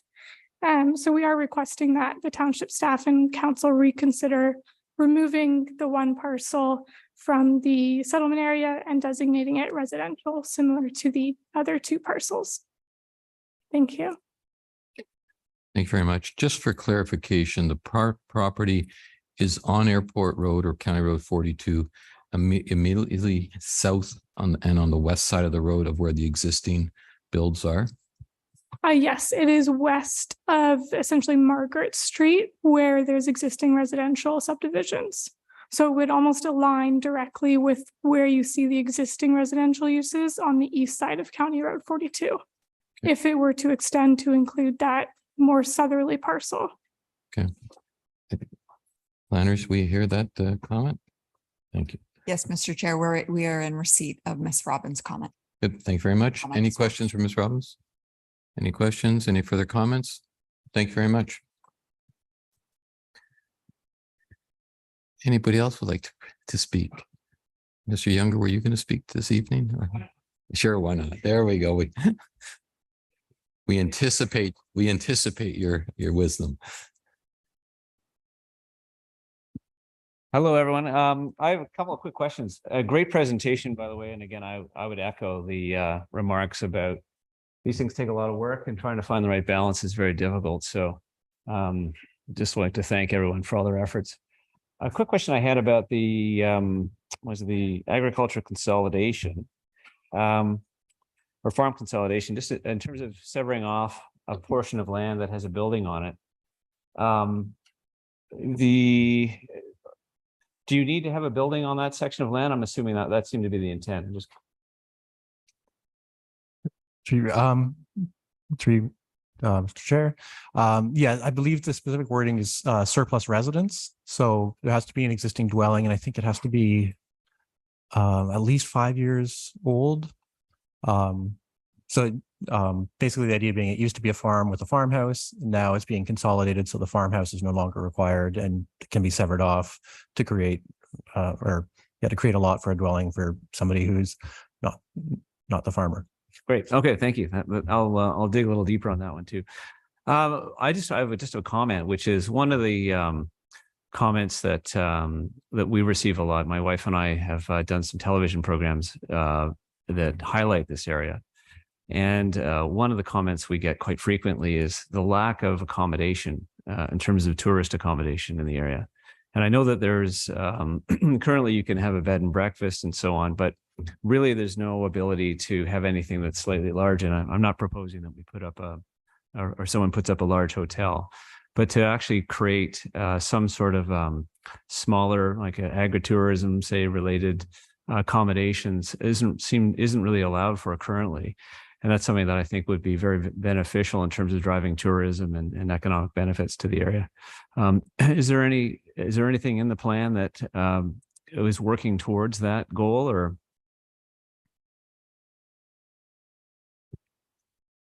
So yeah, as I was saying, with regard to the on-farm diversified uses, agritourism is one of the things that the draft official plan proposes be permitted as of right. So it wouldn't require a zone change or anything like that. It would be subject to some of those lot area coverage restrictions. I would note in some places the official plan stays away from designating specific uses because that's really more the role of a zoning bylaw. But certainly we've tried to include policies that would encourage encourage sort of agritourism, bed and breakfast, or larger, but not too large. Again, balancing that with the requirements under provincial policy and county level official plan. I guess yes, we've tried would be the short answer. I think that, I mean, I just like to just say, I think that's I think we want to obviously preserve the character of the area without it turning into as you mentioned, too heavily used or trafficked, if you will. But I do think that we could really see a lot of benefit to our stores and our restaurants in our towns if there was more ability to actually overnight here. Yeah, but we can certainly look into places where it might be appropriate to add more specific encouraging wording as well. Okay, great. Anyway, thank you for that. That was really all my. Sure, Alex, I'd just like to add one comment to that. And I don't know if Roslyn would be the only senior member of staff remembers possibly the Inn at Creemore Hills. And we dealt with that. I believe, Doug, were you around when that was? And how did we deal with it at that time? Very cautious. Okay. So Pat, just as a reference, we did have an application similar to what Mr. Younger was talking about, the Inn at Creemore Hills, which was located on the 6th line, which was we'll call it a retreat house sort of thing. And it is no more, but it was ahead of its time, we'll say. And so sort of what we're looking back at today again. You want to comment on that, Mr. Mayor? Yeah, sure. It was a good project at the time, and council was difficult dealing with it. And we had challenges in regards to the Niagara Escarpment Commission as well. So there was some other issues on that. I would like to just comment on and ask Mr. Younger a question about this idea. Mr. Younger, in your experience, when you've traveled around Ontario and across on Canada, even with your program and your work that you do, are you finding that these type of facilities have perhaps better technologies with handling servicing, as in wells and sewer systems and so on, to accommodate multi-residential, potentially apartment style buildings? I do actually. I mean, a lot of the trends we see are a lot of these are trying to be more eco-friendly. Right. As you know, we try to keep our footprint low and we live off the grid on our property. But in terms of sewage and water servicing, yes, these are all things that are really high priorities. And in fact, there was a group that we were talking to, they're not talking about developing in this area. So this isn't a sort of a self-interest thing, but a key hallmark of what they want to do is highlight the fact that you can have sort of eco-lux tourism, if you will. Right. So to light footprint on the landscape, but high impact in terms of the guests getting to enjoy, but also not disturbing the residents with, large buildings and other things that will disrupt them. Yeah, for certain. Like a 200-room Holiday Inn doesn't fit on a farm property in Clearview, but an accommodation of 10 units perhaps with better technologies to handle the requirements of the servicing to make it feasible, to make it work. Given the size of the property, you probably could work that out. Yeah, so then, and that's the nice thing is as we get further and further along, a lot of these technologies get more and more refined. So it's So to the point, Mr. Chair, is that our plan should have something to consider that we've been rather stringent in our requirements for servicing on rural lands. So we need to make sure that we leave room for changes in a minor way, given technologies that are, future technology that will provide better servicing. Thank you. Thank you very much. And just a comment to Pat and Steve. Mr. Younger is a good resource if you want to talk to somebody. I'm sure he'd be receptive to hearing absolutely comments on him. So thank you very much, Mr. Younger. Thank you. Anybody else? Do you have a question or wish to speak? For Mr. Younger, would you like to come up and come on up to the podium?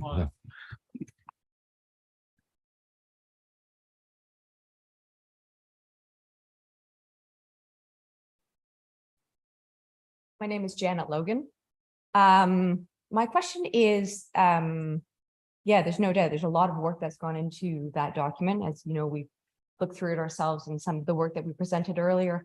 And it was really interesting. I'm glad I stayed to hear more fulsomely, what the direction is in terms of growth, which is exciting as our community grows and evolves.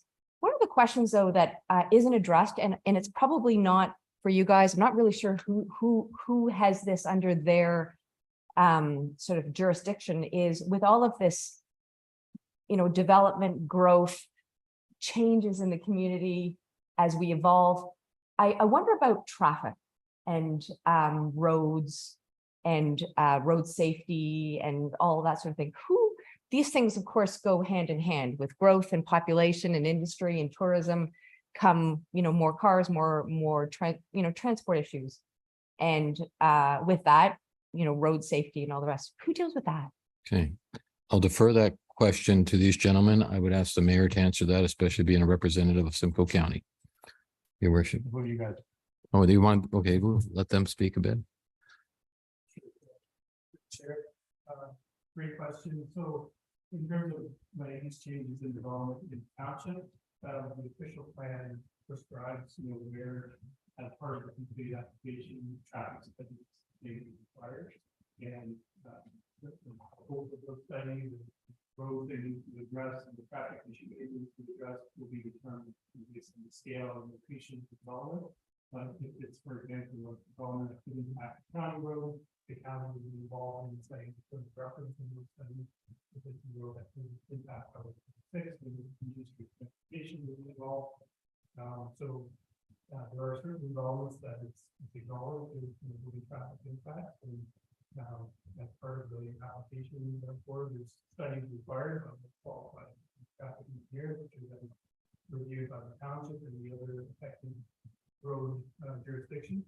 And then if the traffic study recommends certain improvements need to be made to certain lanes, signalization, roundabout, whatever it may be.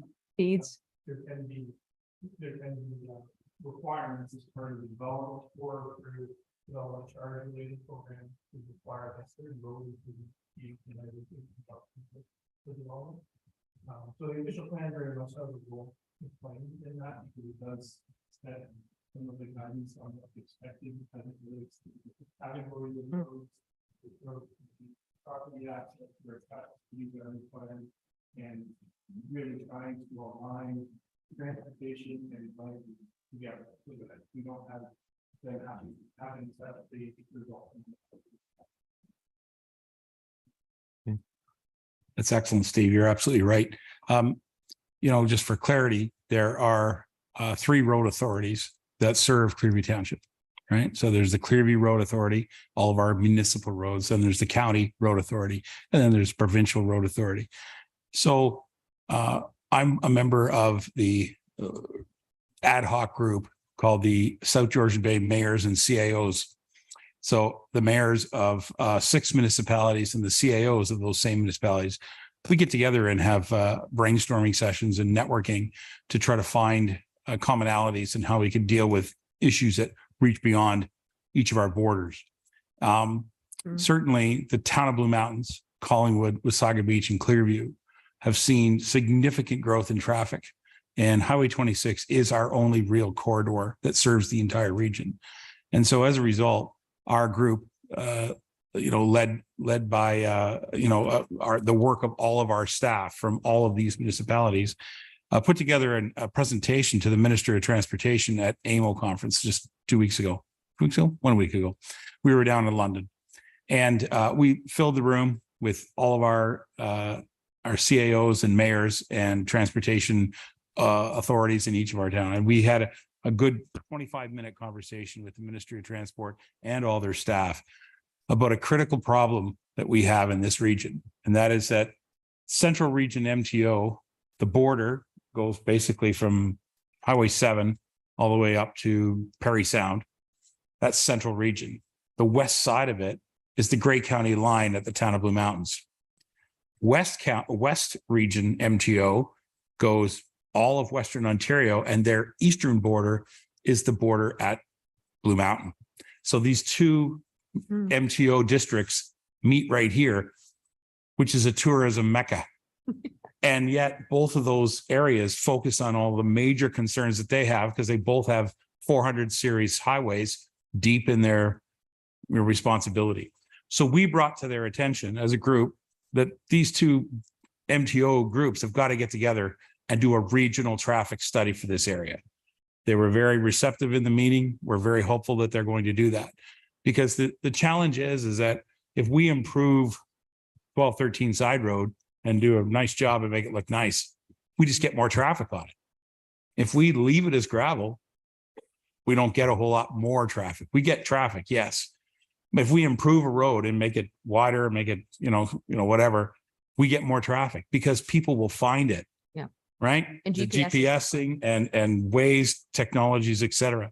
So to make this simple, we talked to the MTO about these problems and they understood that they need to make Highway 26 bigger. Mhm. That's what they need to do because they got to deal with that. So there's going to be a long-term solution presented to them in the coming years as they look at this problem. And we look at it from our municipal level, the county level. And then, so does that help?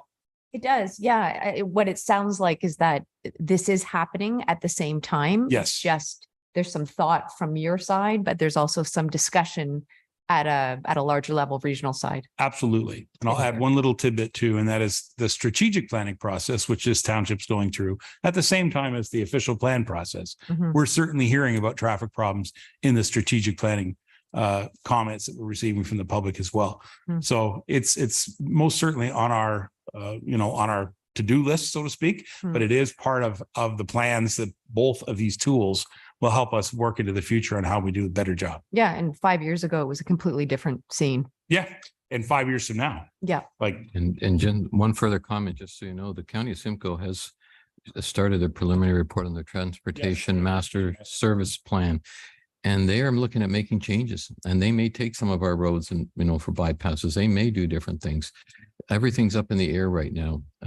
We're being pushed a lot of different ways. So Yeah, I think there's the roadways. I think there's volume of cars that you're obviously looking at. And I also think that there's, with volume are speeds as well. So it sounds like all of these things are into consideration. Roadways, volume, speeds, and how that all works together. Yep. Have I got it? You got it. Good. Thank you. Thank you. Any other further questions or comments or tonight? Jim, come on up. Hi, Jim. Hello, Council and Chair. My name is Jim Campbell. And if I may ask through the chair a few questions I'm the Vice President of Ontario Barn Preservation, and the amalgamation of farms has led to a huge decimation of barns throughout Ontario of historic structures because of changing the lot lines enacts minimum distance separation requirements, and perfectly good timber frame barns that have been, a key part of our heritage are being demolished, especially, let's say down by Stratford and through there, it's at a very accelerated rate. So Ontario Barn Preservation is working with different levels of government, trying to get things changed so that the barn may go with the house. In some, I believe in some official plans, that is not being permitted. So the barns are automatically getting demolished in order to create that lot. So I was wondering if there's been any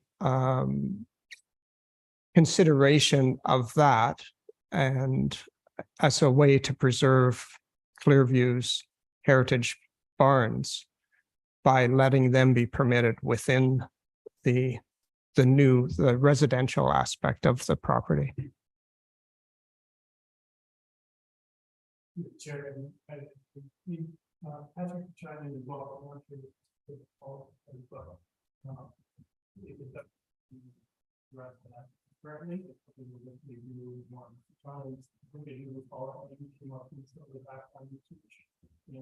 earlier discussion process as well. We'll go further into that. To set up a best practice on firstly, making sure that that's considered a success. Right. And then secondly, Yeah, I think it's the idea of that there's an option offered to the interested parties, that it's not being mandated. And Ontario Barn Preservation would be happy to speak with you about that. I have another question, and I have not read through the draft plan, so I'm just hoping you can give me a synopsis here. But is it possible for the official plan to engage processes for Clearview's mitigation and adaptation to the climate crisis? And if so, what are those being proposed? It's a good question. I think it starts to wander a bit beyond the scope of the official plan. We're going to establishing the townships practices and plans for the freedom of operation, footprint. And those are all things that can be occurred in an official plan.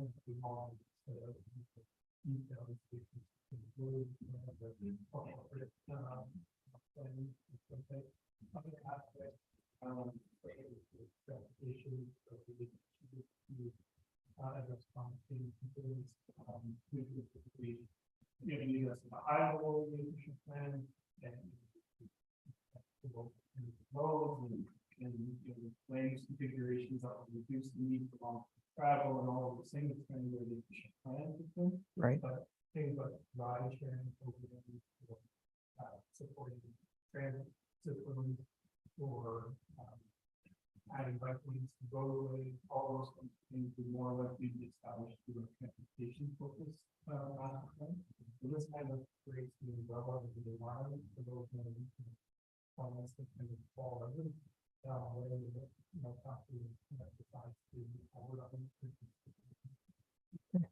Yeah, thank you.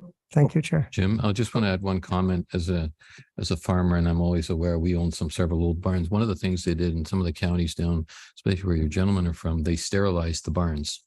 They made it, the barn could stay part of the house settlement area, but the barns must be totally sterilized so they cannot be used for any husbandry.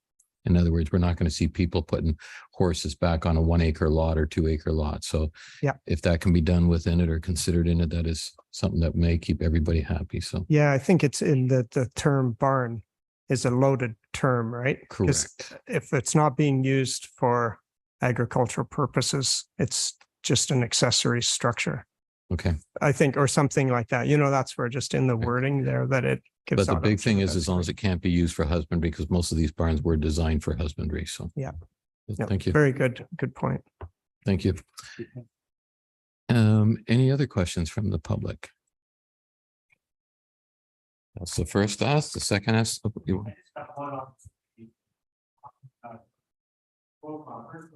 on up to the mic.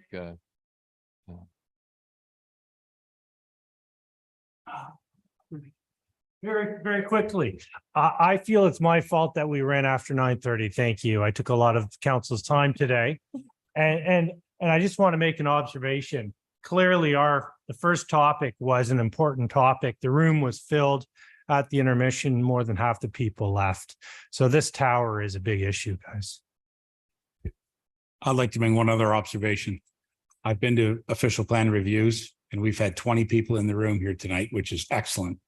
We've had other official reviews where there's been 2. Thank you, Clearview.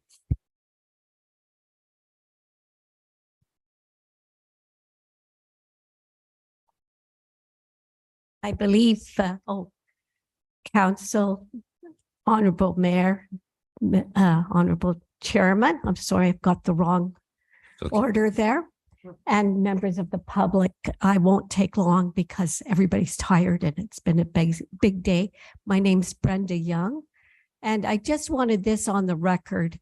I did talk to Patrick about this before, and he has assured me that the industrial area that's on the northeast corner of Mowat Street, which is a large section of land, will be under the it will be developed under the jurisdiction of the Ministry of Environment. My concern is that that section of land for industrial use abuts the now being developed residential section of land north of Highway 26. And my concern is that there should be an abutment of land between industrial and residential. So you're not having this new development facing an industrial development right next door. And residential areas have children. And I live close to Beach Street. Beach Street has light industry, but it has residential area there. And at the time that it was developed, probably Stainer wasn't that large, and it might have been the outskirts of town. But I just want to have some vision about the development of the town that takes into effect the abutting land and residential. And I have assurance from Patrick that the ministry is always involved with industrial development, but I just want that on record. And also, I have a concern with the development of Stainer. It seems that many of the homes are certainly beyond my financial ability. And I believe there's a 1,000-foot building code. Well, I think some of the seniors don't need 1,000 feet. So I think some housing needs to be addressed. I think special needs people's housing needs need to be addressed. And I understand the province wants to move all the special needs housing into larger communities of 50,000 people. I heard that on the radio, so I'm not sure that's true, but that removes those people from their support system. And I have a very deep concern for that because people need their families and their neighbors to support them in this day and age. Thank you for your time, and I won't say any more. Thank you. And Brenda, I just want to make sure everybody who speaks tonight, can you please fill out a form so you're on record before you leave? And Krista has forms there for you. So anybody who has spoken tonight, please. Okay. I've asked once. I'm going to ask the second time. Anybody else from the public who would like to speak? Sorry, if I may, can I just clarify a couple comments? Sure. Just regarding proposed industrial uses adjacent to existing residential areas. The reference to the Ministry of the Environment refers to their classification of industrial uses and the establishment of required minimum separation distances depending on the class of use and on the identification of potential influence areas as well, to take into consideration that proposed industrial use could, if it's too close to a sensitive use like a residential use, could have an influence. And so the reference to the Ministry of the Environment is they have specific compatibility guidelines that require certain separations. So the approval wouldn't necessarily be through them but their guidelines would certainly be part of the process. I just wanted to clarify that. Thank you. That helps what Brenda was saying there. Thank you. I've asked twice. Any other comments from the public? Third time. Okay. At this time, members of our committee, is there any questions you would like to ask? Councillor Walker, Councillor Beelan, Councillor Broderick, Councillor MacArthur, Mayor. Oh yeah, Councillor Deneen, sorry. Okay. No, you're shaking your head. We're good. Thank you. Okay, Your Worship. I just hope that staff, first of all, it was really great again to have the public here to give us their comments. I'm interested in the infill lots in the community areas that you called instead of the secondary settlement areas.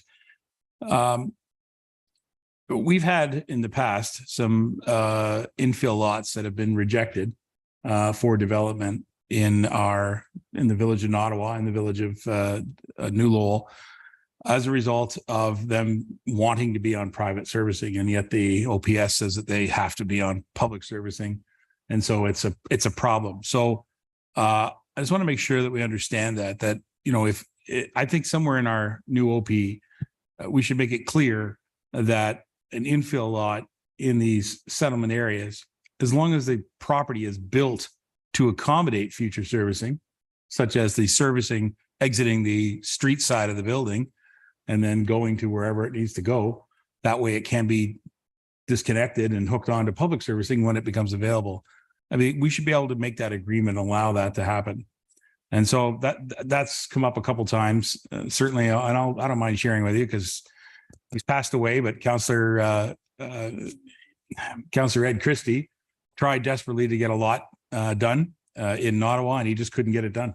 He just couldn't do it because the policies just would not let it. And yet it's a perfectly sized lot. It's actually bigger than the lots next door to it. And it's in the settlement area, and we couldn't get a building permit for it. Anyway, so I just want to make that comment. The business about the minor bylaw and provisions on how minor bylaw we would give delegated authority. I would ask that staff prepare some type of commentary for that, for us to consider that as council. So we review how we would do that and what that might look like. And I want to mention the comment you made, fellows, about the 2 kilometers on Consolidated Farm, a reasonable distance. We have that currently as a policy. The council has amended that a policy in a most recent application that our staff can share with you. We amended that policy because it was on the same road, like that was reasonable that an agricultural piece of equipment could travel a municipal road to the distance to get to the farm that it needed to be done. It was greater than 2 kilometers. So the reasonable distance clause, I think, is the part that I was quite excited to hear. Okay.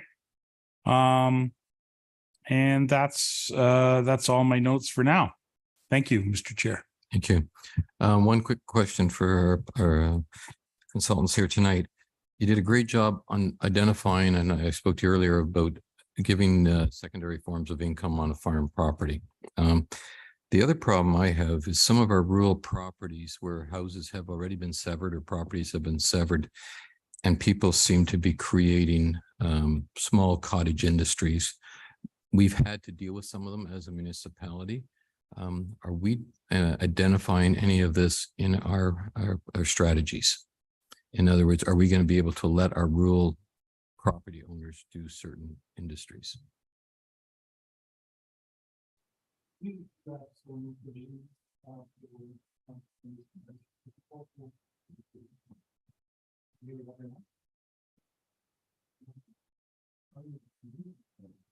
So.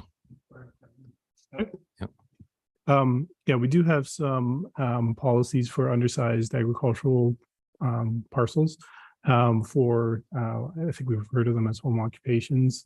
So we can look at that to make sure that they're sufficiently, flexible and appropriate for the rural properties. Typically, there's a little bit more flexibility offered for larger rural properties than say a home business in the urban areas. So we'll definitely check the details of that policy. I don't have it off the top of my mind. Yeah, my big thing is I see small businesses, and I don't say they're skirting the rules, but I mean, we have to be very concerned about taxation and creating new forms of taxation. And it's nice when we can bring people who I'll say are almost scared to run their businesses, but are running under the radar and want to make it legal and say, you know what, let's do this. So I'm hoping within our policies, we can do that and create a situation which it legalizes what they're doing. So good. Thank you. Yep. Okay. With that, is there any other comments from our committee? No, or I should ask our staff, is the staff wish to say anything? Ms. Khan. One more thing, Mr. Chair. But go ahead. I just want members of council to know, public and even staff, we mean it when we say we're waiting, we're happy to receive more comments. Please write them down, submit them to us. It's very much still a work in progress. So thanks for all the comments received so far and keep sending them in. Everybody in the public hears that. Our virtual members hear it. So the door is open. So please participate. Thank you. This concludes the public meeting with respect to item 3.2 Township of Clearview official plan on this evening's agenda. We thank all who attended and provided comments for their interest in this matter. All input received with regards to this proposal will be fully considered by staff in their recommendation and by council in their decision with respect to this application. A report regarding this proposal will be prepared for council, who will make a decision concerning this matter at a future date. This concludes our public meeting, and I will turn the meeting back over to the mayor. Thank you very much, Mr. Chair. Good job. Council, I have two items that have to complete, and then we can conclude the meeting. First item is bylaw to confirm. Recommendation be it resolved that bylaw 23-80 being a bylaw to confirm the proceedings of the August 30th, 2023 council meeting be presented and read a first, second, and third time and finally passed on the 30th day of August, 2023. Can I have that motion moved by Mr. Broderick, seconded by Mr. Beelan? Thank you. Any questions? Seeing none, I'll call the motion. All those in favor? And that bylaw carries unanimous. Thank you. This is the motion to adjourn. Before the motion to adjourn, I want to say thank you, everybody, for being very patient and being very cordial. This has been a very good meeting. And so I want to go off and enjoy September because it comes very quickly. And please slow down in those traffic zones around our schools because kids are going back to school real soon. The most wonderful time of the year, right?